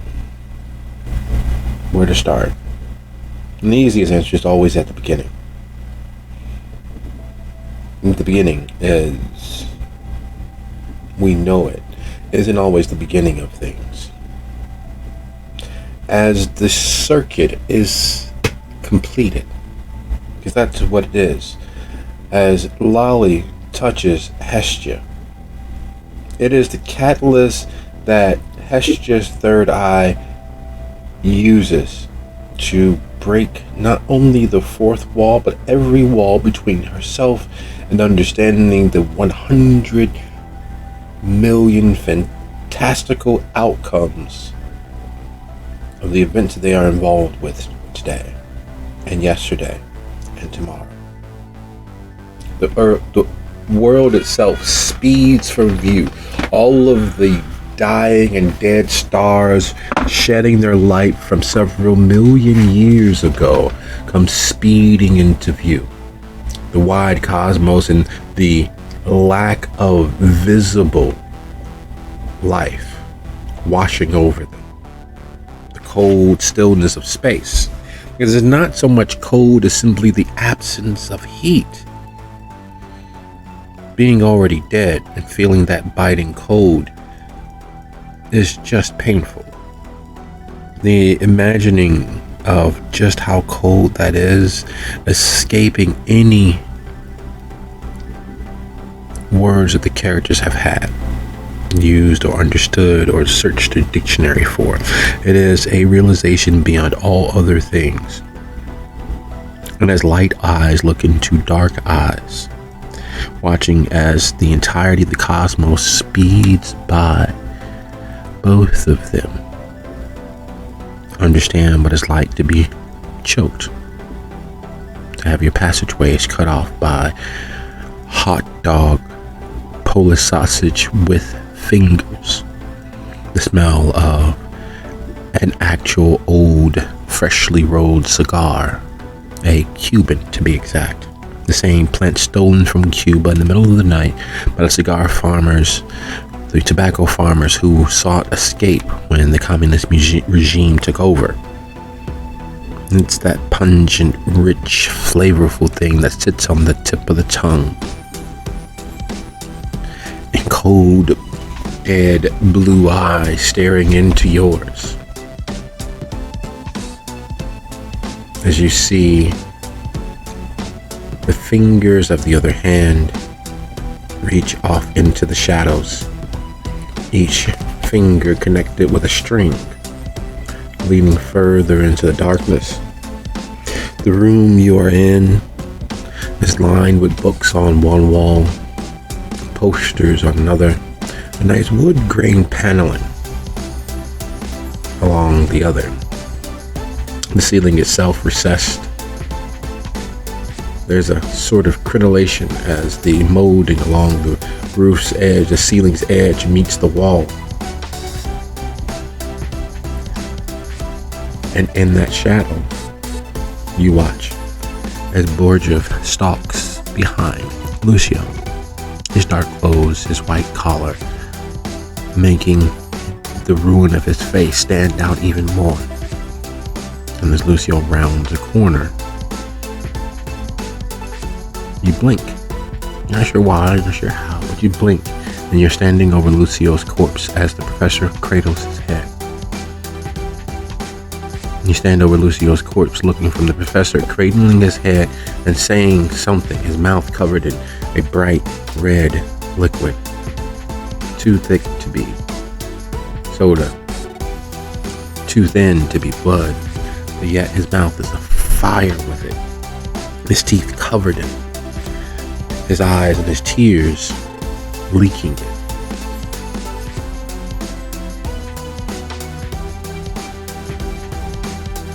And then you see Miriam kneeling before a prince, a leader of nations dressed in dragon-scaled armor. To his right is a tall, athletic woman with plaited hair reaching long and down her back. You can tell that it's longer than it looks and it's being held by its own weight flush against her back. She has a sword resting against Miriam's neck. And on his left an entire army of shadows led by Blakeney. You recognize her white hair anywhere, that look of savagery. Just leading an opportunity, not even a reason to loose itself on the world around her. And behind her, a multitude of shadows cheering the moment on, celebrating in this version of the end. And as you struggle to not take it all in, even as your eyes refuse to look away, you glance towards your feet and you see that you all are standing on glass. Down beneath the glass, there is Evan, dressed as a pirate, and Evan, dressed as a police officer, and Evan, dressed as a rock star from the 90s, big hair, large collar, wailing away on a guitar, which was never his instrument, but yet, lo and behold, there it is. And then you see Evan as the president, Evan as the mayor, Evan diablerizing Kevin Jackson, Evan slowly and surely pulling the strings of every person above the glass, including yourselves.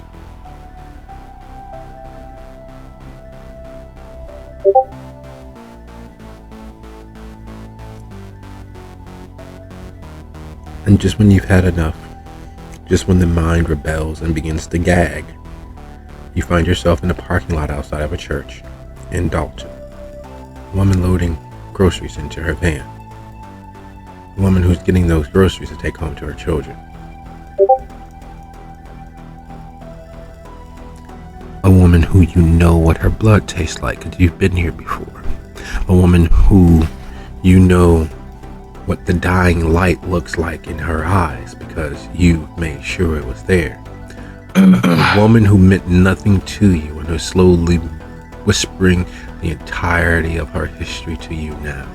The trouble she's gone through, the pain she survived, how she was reclaiming herself from being one of the lost and forgotten of the world. And the question that remains is, why me?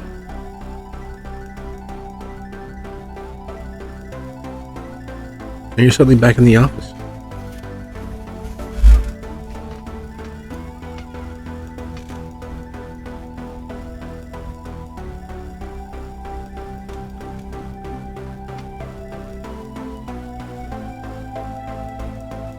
It was just a touch, the briefest of things. It wasn't as if you held on, but in that moment you had an opportunity to see the future unfold, as well as the ghosts of the past who are still whispering in your ears.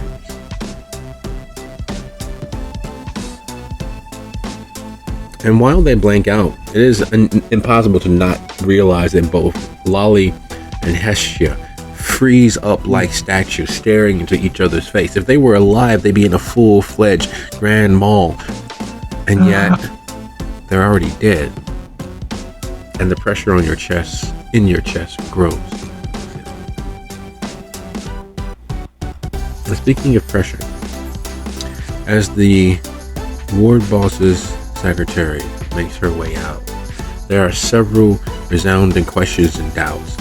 What she asked on the surface was just common knowledge. You want to know who you're doing business with. You want to know who you're engaging with. You want to know so that the politician isn't embarrassed by November surprise. Can't be dealing with people who are too dirty, at least not in an open way that people can point fingers at.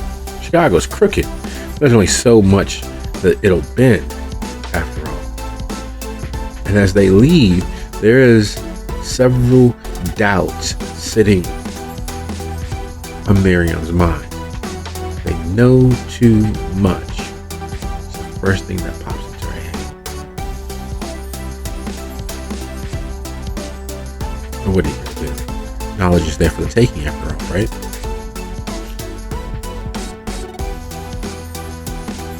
Sure is.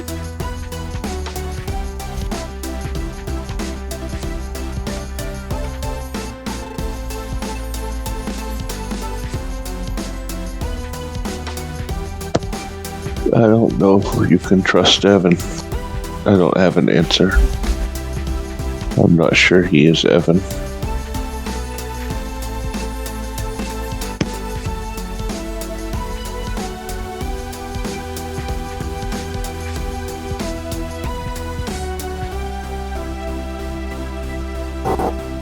Now, out of what was just experienced, how much of that did Hestia experience, or was it? All of it.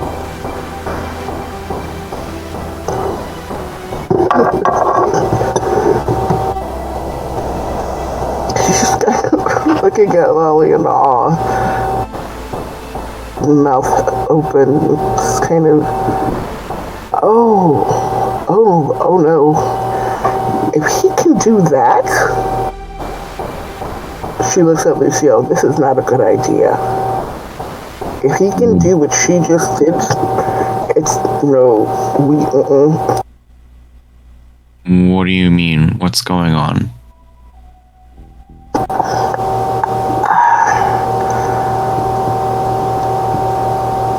What did my childhood bedroom look like, Lolly?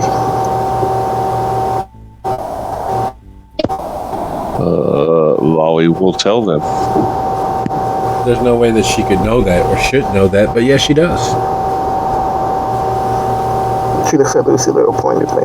Right down to the hidden space where Hestia hid all of her, at that time, current social media, the magazines, the newspaper clippings, the old copies of Jet magazine that pertained to the up-and-coming basketball teams for the local high schools. Back in the days when you had to imagine what skin tone the person had because all the pictures were in black and white because it was the cheapest thing to put a magazine out in. The fact that the special center of the magazine was colored, and that was the bright spot of it all. And the one that Hestia was thinking of, the one that she kept the longest, was the Jet with the young picture of Muhammad Ali. Cassius Clay.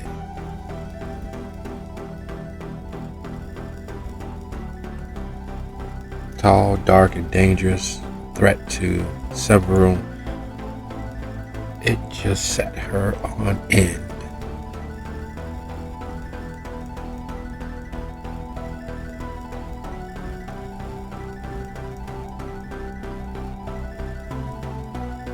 Oh, shit.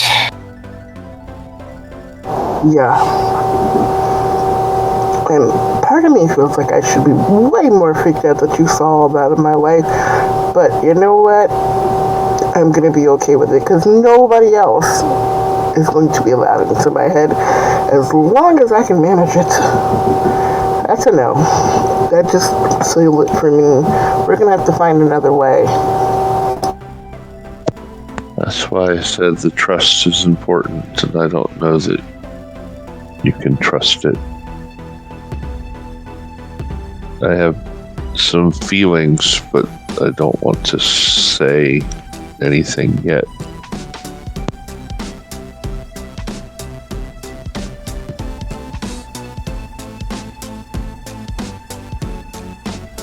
And why would Critias even suggest this? Because he doesn't know. There's no way he wouldn't know.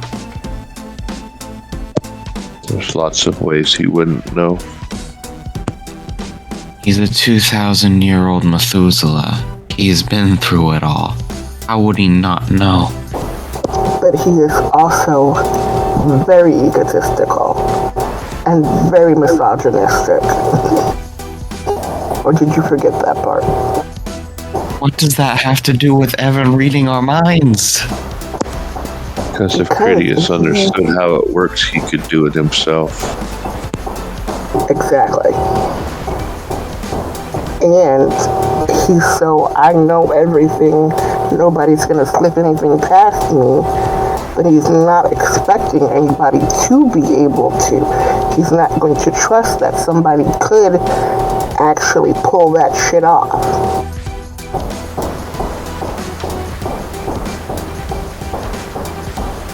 I don't know how much that man knows. I mean, he probably knows a scary fucking bit himself. But at the same time, when you've been around for that long, you don't think anything can touch you.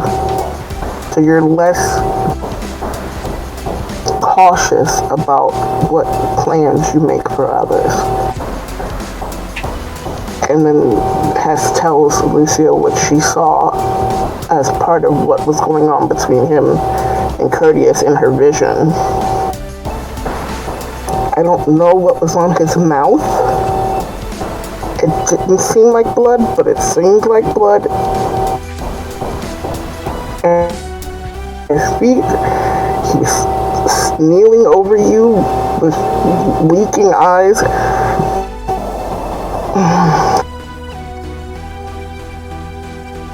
I hope I get a chance to talk to him at Elysium before all this goes down. I think I need to ask him what exactly he's thinking, because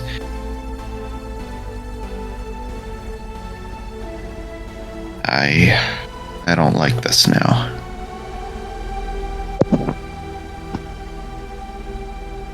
I know that I'm supposed to guide you where you're supposed to be. I know that I don't survive it. Wait, what? I know that Ballard is involved. And I think that Evan either isn't Evan or he has a piece that isn't Evan.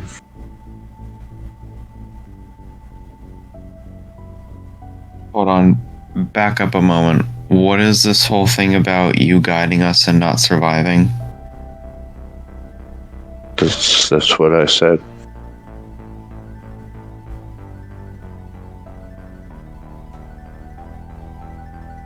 Okay. You said it. Why? Because it's the truth.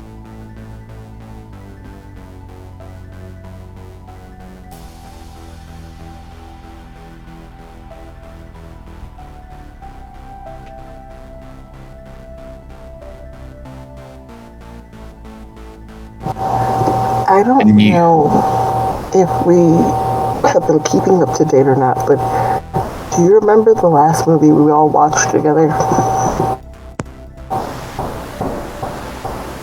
The last what? Movie we all, attempted to watch together, Mr. Breaks Technology.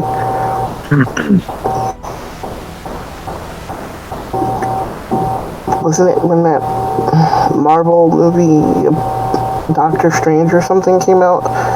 I remember seeing how he can see into other universes and possibilities and weird shit like that, and I think that's what this is. I think Lolly was able to see the outcome of lots of different fate lines and alternate possibilities, and most of them, if not all of them, end with their death, permanent death. I don't know if all of them are. I don't know if there's some one small mote of hope that we can have, that maybe we can fix it and keep them from being killed, but I think that's what they're saying. They're saying that the path that they've been set on is to guide us to this, but not survive it. Yeah, what she said, more or less. And this doesn't bother you in the slightest. Everything dies.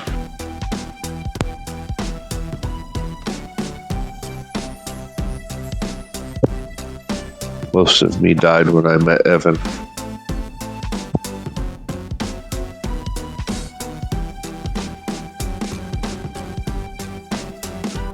Is Evan your sire? No.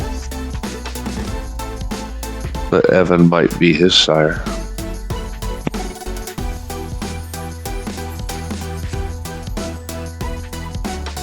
So how exactly do we not know that you're not guiding us into his plans?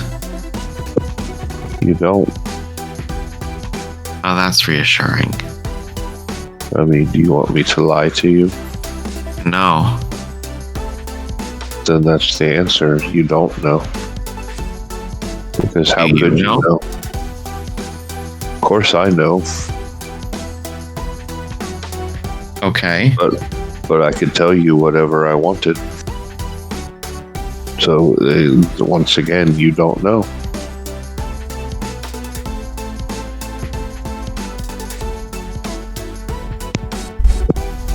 It takes forever, Miriam, but you finally find them in the freezer. Luckily, they're already dead. Their breath has been fogged up the space, making it impossible to see them. But as they stand there in the middle of conversation, the night is in fact growing quite short. There's less night left than anything else in the world right now. And Elysium is gathering. You already can see all of the cars that pulled up, people stepping out and moving into the Washington Library. You know what that crowd is like when a full Elysium is in session. A full court, a full government in one place at one time.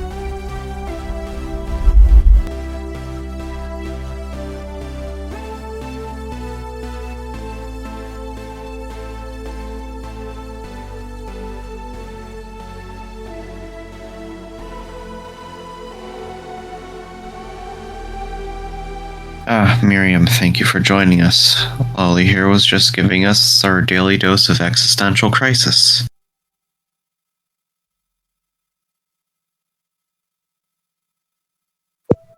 Great. Seems like it's just a Tuesday then.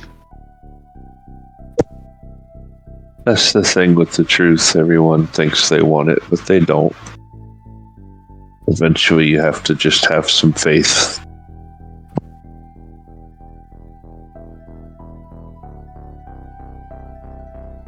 Speaking of the truth, as I was leaving my shop earlier, one of the guys from the former Pater's retinue was following me. The one that I actually, tried to save. So I don't know what that's all about.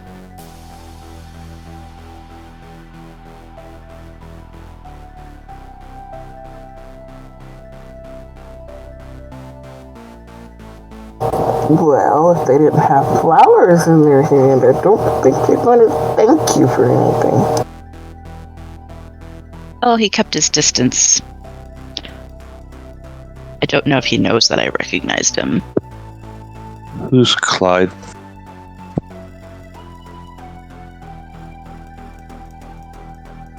Does that name mean anything to me? To you? No. Oh shit. Clyde was a Malkavian who was previously one of our coterie members about a year or two ago. Probably more than that. Around there. Thing is, when I found Clyde, or ran into Clyde for the first time, we were outside the mental hospital. He was being chased by monsters, and I helped him.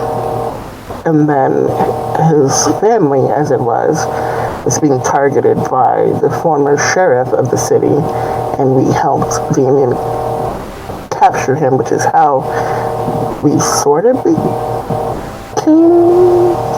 hounds, or were we already hounds at the time? I think we were already hounds at the time.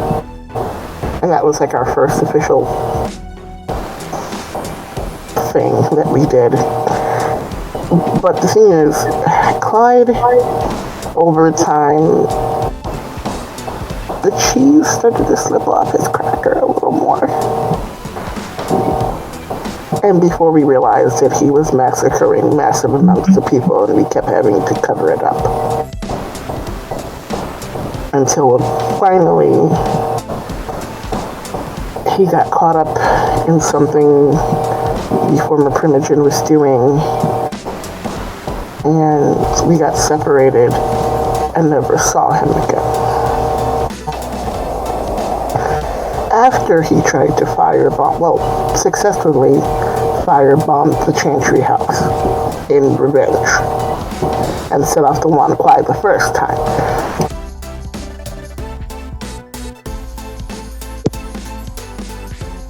Sounds like he's a giant cancer you've had to deal with.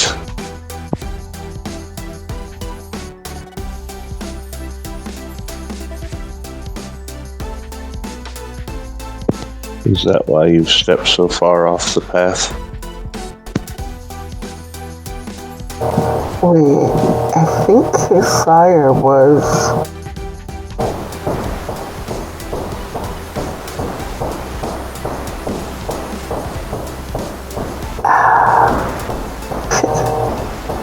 Was his sire Evan?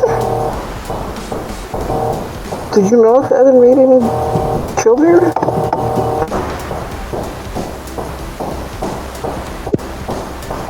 Klein is what he would say when we would ask, we don't ask who people's sires are, but it came up in conversation and all he would say was E. Klein. I don't know. Is Lolly aware that Evan had a child?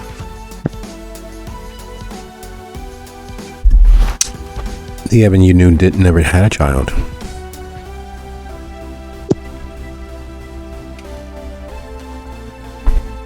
Didn't mean that Evan didn't have a child. Just the Evan you knew did not. I don't think he had any children, but it's hard to say. There's so many different Evans.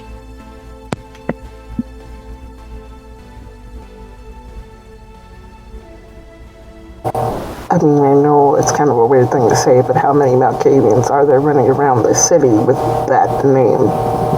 Or name with that initial that would have been old enough to have asked the prince to sire, unless the prince didn't know, but then at the same time, I doubt that's something the prince would have just let go. Seeing as how we almost went through all that bullshit about siring. Chicago is a strange place. There are so many of us here, it's hard to keep tabs on who's who. Especially with all the other things that have been going on, and who knows what happened to the Scourge. Oh, yeah, who knows?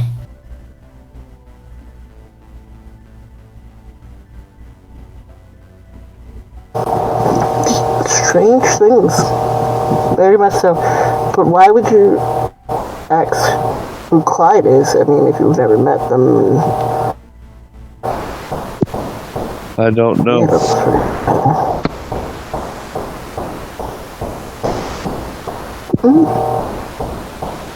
Hess looks at Lucio. Do you remember what they did to Clyde? I remember. How Clyde was there but not there? Yep, I remember.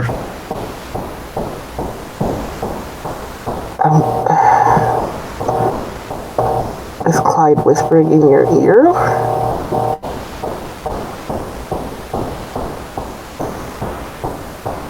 Maybe?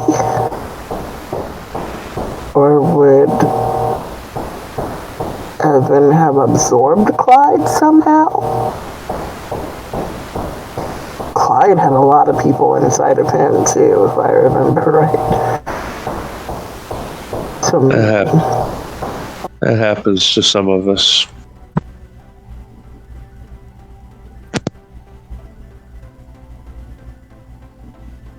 Is that what you're saying? Evan doesn't seem like himself. Maybe they have absorbed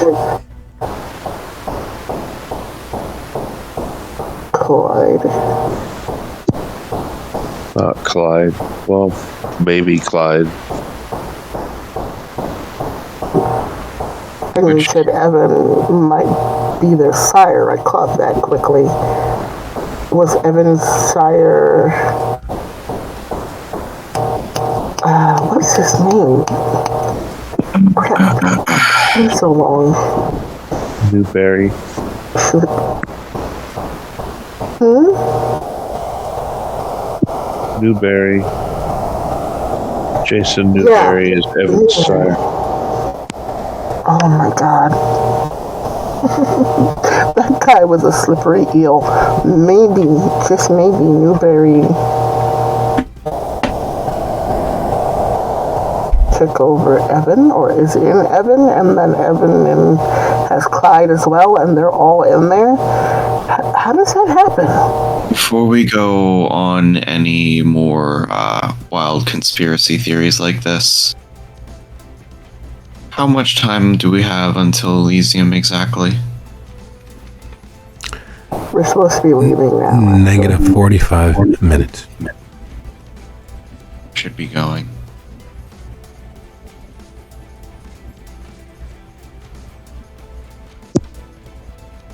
Okay.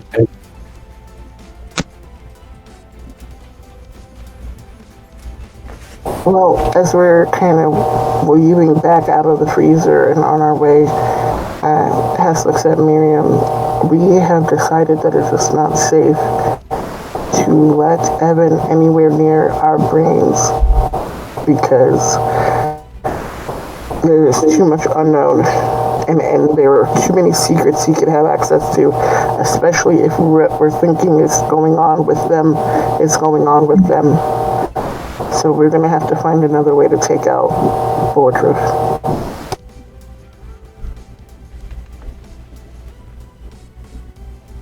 Well, sounds like it could be an interesting time. So what do we plan to do with Bob Bordriff? There's apparently somebody at the Elysium that's a Toreador. She looks at Lucio. Toreador? That might have information we need. His name is Cronus.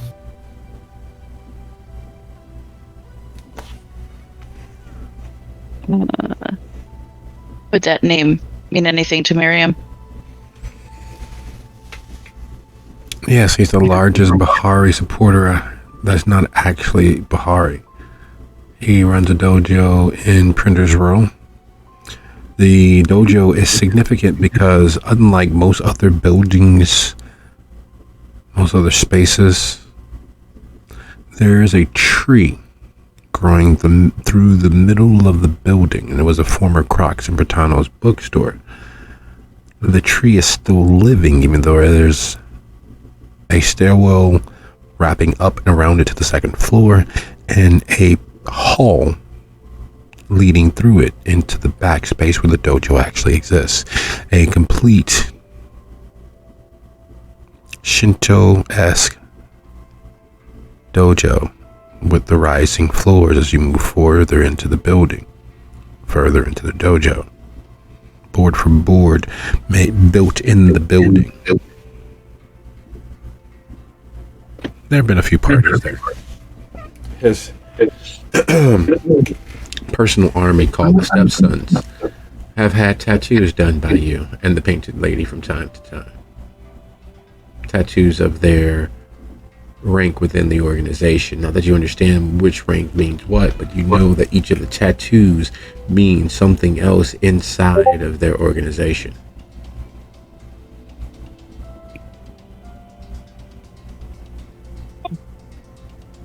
Ernest, you say? I've done some tattoos for his organization.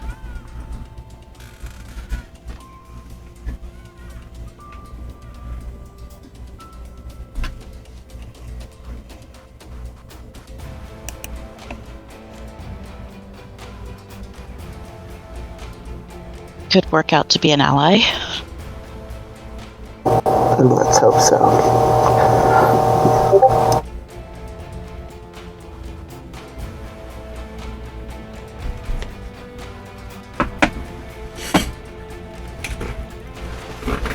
The drive down to the Harold Washington is relatively uneventful, and of course you all are discussing something that you need to address and make sure that you've actually already discussed and that you all are on the same page.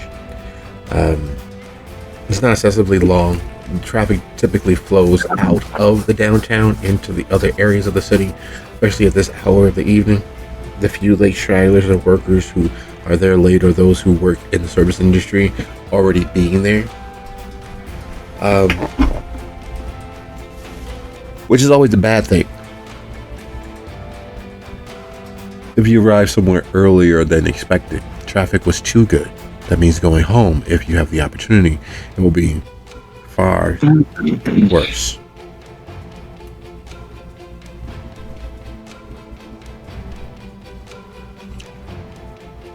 Well, shall we make our rounds? Sounds like a plan. Usually Elysium, when held at the Harold Washington, is on the upper floors. They usually don't take the entirety of the building. Yet as you all arrive, that seems to be exactly the case. There are private security dressed in livery of brown and earth tones and golds, placed at various entrances. They don't stop anyone that's entering, because everyone that has entered or is entering is in fact kindred. But that in and of itself is a significant difference for this Elysium overall. Security is invisible. Jackson believes that, much like many of the older kindred, that the best security and the best government is the most invisible security in government. Theater of the security does nothing but show your hand, does nothing but ensure if there's an opportunity you will not be prepared for it, because everyone is already prepared for you. The fact that each of the entrances, the private security working that entrance, are armed to the teeth, visibly so, openly carrying armaments and weaponry, and far too much knowledge for people you all have never met nor seen before.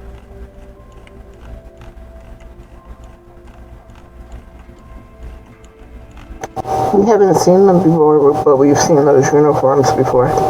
Mm-hmm.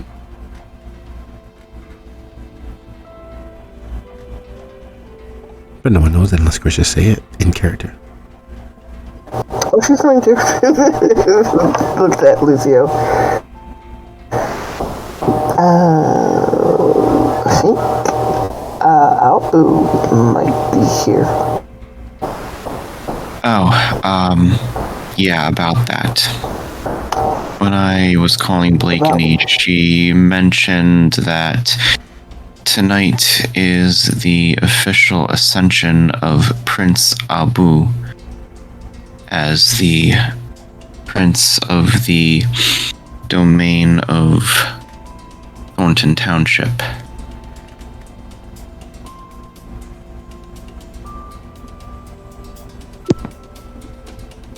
Lolly will look through Lucio for a minute and then pull her hood up and wrap the ends of her sleeves in her fists. Are you alright there, Lolly? The South is bad. This is a bad thing. I thought Dalton was undeclared and they didn't believe in being part of the power. What? Well, apparently that has changed. Didn't Lolly say something about this a couple weeks ago? She will bite her lip and nod. So why are we surprised?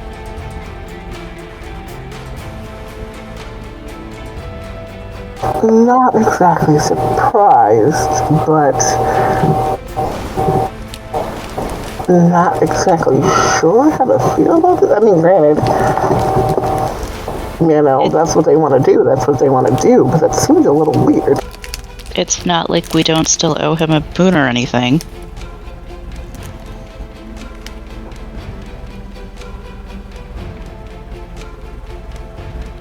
Or did you forget about that too? I did not forget that we still owed him a boon, but the thing is, when we promised him that boon, he was an outside player, a non-member of the Camarilla. so I don't know how that's going to affect this whole boon situation. It shouldn't affect it too much. I mean, a boon is a boon no matter who's it's owed to. And I mean, strictly speaking, I'm not a member either.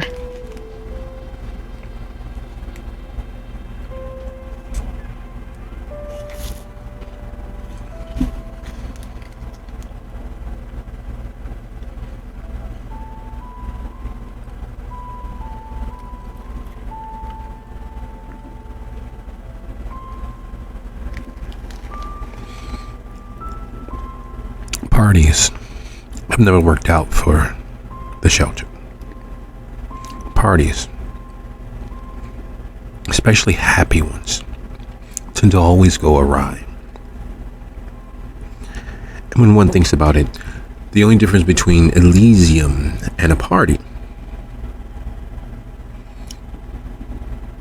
is perception of one standing. And as you all begin noticing eyes cutting and gazes holding Miriam's entrance and your entrance, perception shifts. There's small murmurs and asides and head nods. And Genghis comes strolling in behind you all. His mohawk slicked against his head. His tattoos on his face, along the jawline there at the neck and around the ears, powdered over so they're a little dimmer. They're a little less bright. They attract less attention. The gauge is gone. His ears looking surprisingly normal. The piercing in his cheek, gone. His nose ring, gone. The fact that he's wearing a black tailored suit and not the uniform of the punk, or more specifically the uniform of the crust punk, is unnerving. Because as he stands, clearly less adorned than usual, there is a menace that he gives off that he never does when dressed in the regalia of his chosen theater. There is a sharp, shrewd mind, not hidden by things that are designed to attract the attention and the gaze. And that's troubling for several reasons. Most importantly, at every instance, your past interactions have been absolutely horrible.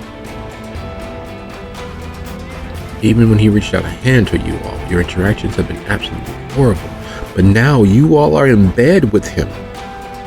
And here he comes sauntering and strolling through the door in his least joking seeming, in his most direct and honest appearance. And a cold sweat begins to develop.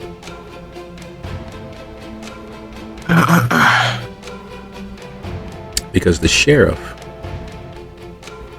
of Chicago is not in Chicago and in Elysium, where a known anarch came strolling through the door. It only gets worse from there. One thing leading to the next. Conversations had, and it becomes apparent that as far as the width and breadth of the government in the city of Chicago, it is not the shelter. It is Miriam and the shelter. A former Bahari turned straight. We did it, boys. We won one over. A former dragon brought to heel. The rumors grow and build as they often do in the telling.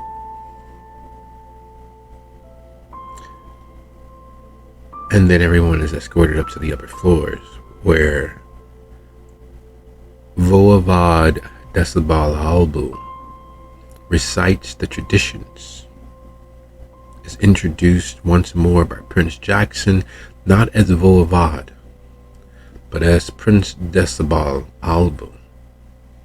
Standing before the gathered government of the shining jewel of the tower, he offers one final gift to Prince Jackson. And he looks towards his left-handed leader, a tall woman, muscular, long plaited black hair, dressed to the absolute nines, exits, walking slowly through the gathered kindred, her footfalls echoing off the steps. And she returns, dragging a shackled and gagged Urzuli. The strength in the woman's hands and arms is unmistakable. She drags Urzuli before Prince Jackson and lays her at his feet, to which Decibel could be heard. As I said it, Prince Jackson, one final gift.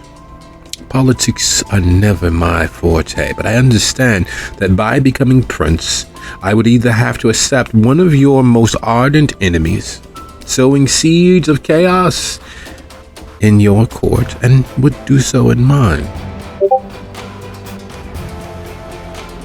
This can't be allowed. And he draws his sword, handing it to Prince Jackson to be his own executioner, to bring the life of Urzuli, the immortality of all that she offers, to an end.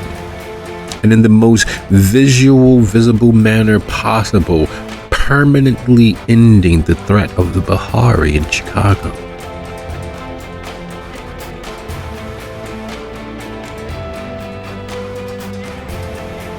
And as the sword raises, there's a stepping from beneath, amidst the crowd, is Blakeney and her children, and their association of La Sombra, who have been quietly brewing in Dalton, in the extended Thornton Township. And they move to the Voivod's side as his sheriff, as his hound, as his scourge, and as his emissaries of chaos and order. Sword raised, thoughts running amiss, the understanding that this is not the usual Elysium. The deaths that happen here are carried out in judgment of the entirety of the government. And for the first time, you all realize that while the government has previously put on the image of being mostly united, there are powers at work that have been at work for years. Because as the sword begins to fall, Evan steps alongside of the prince, altering his aim just enough that it takes two swings of the sword to the head of Urzuli. What he whispers, you're not sure. But as the second stroke falls, Prince Jackson looks towards each of you.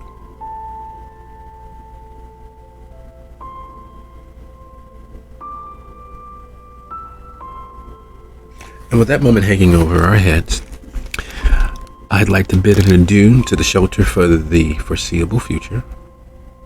And thank you all for a lovely, engaging episode and chronicle. Good night, everybody. Good night. Good night, everyone. Night all.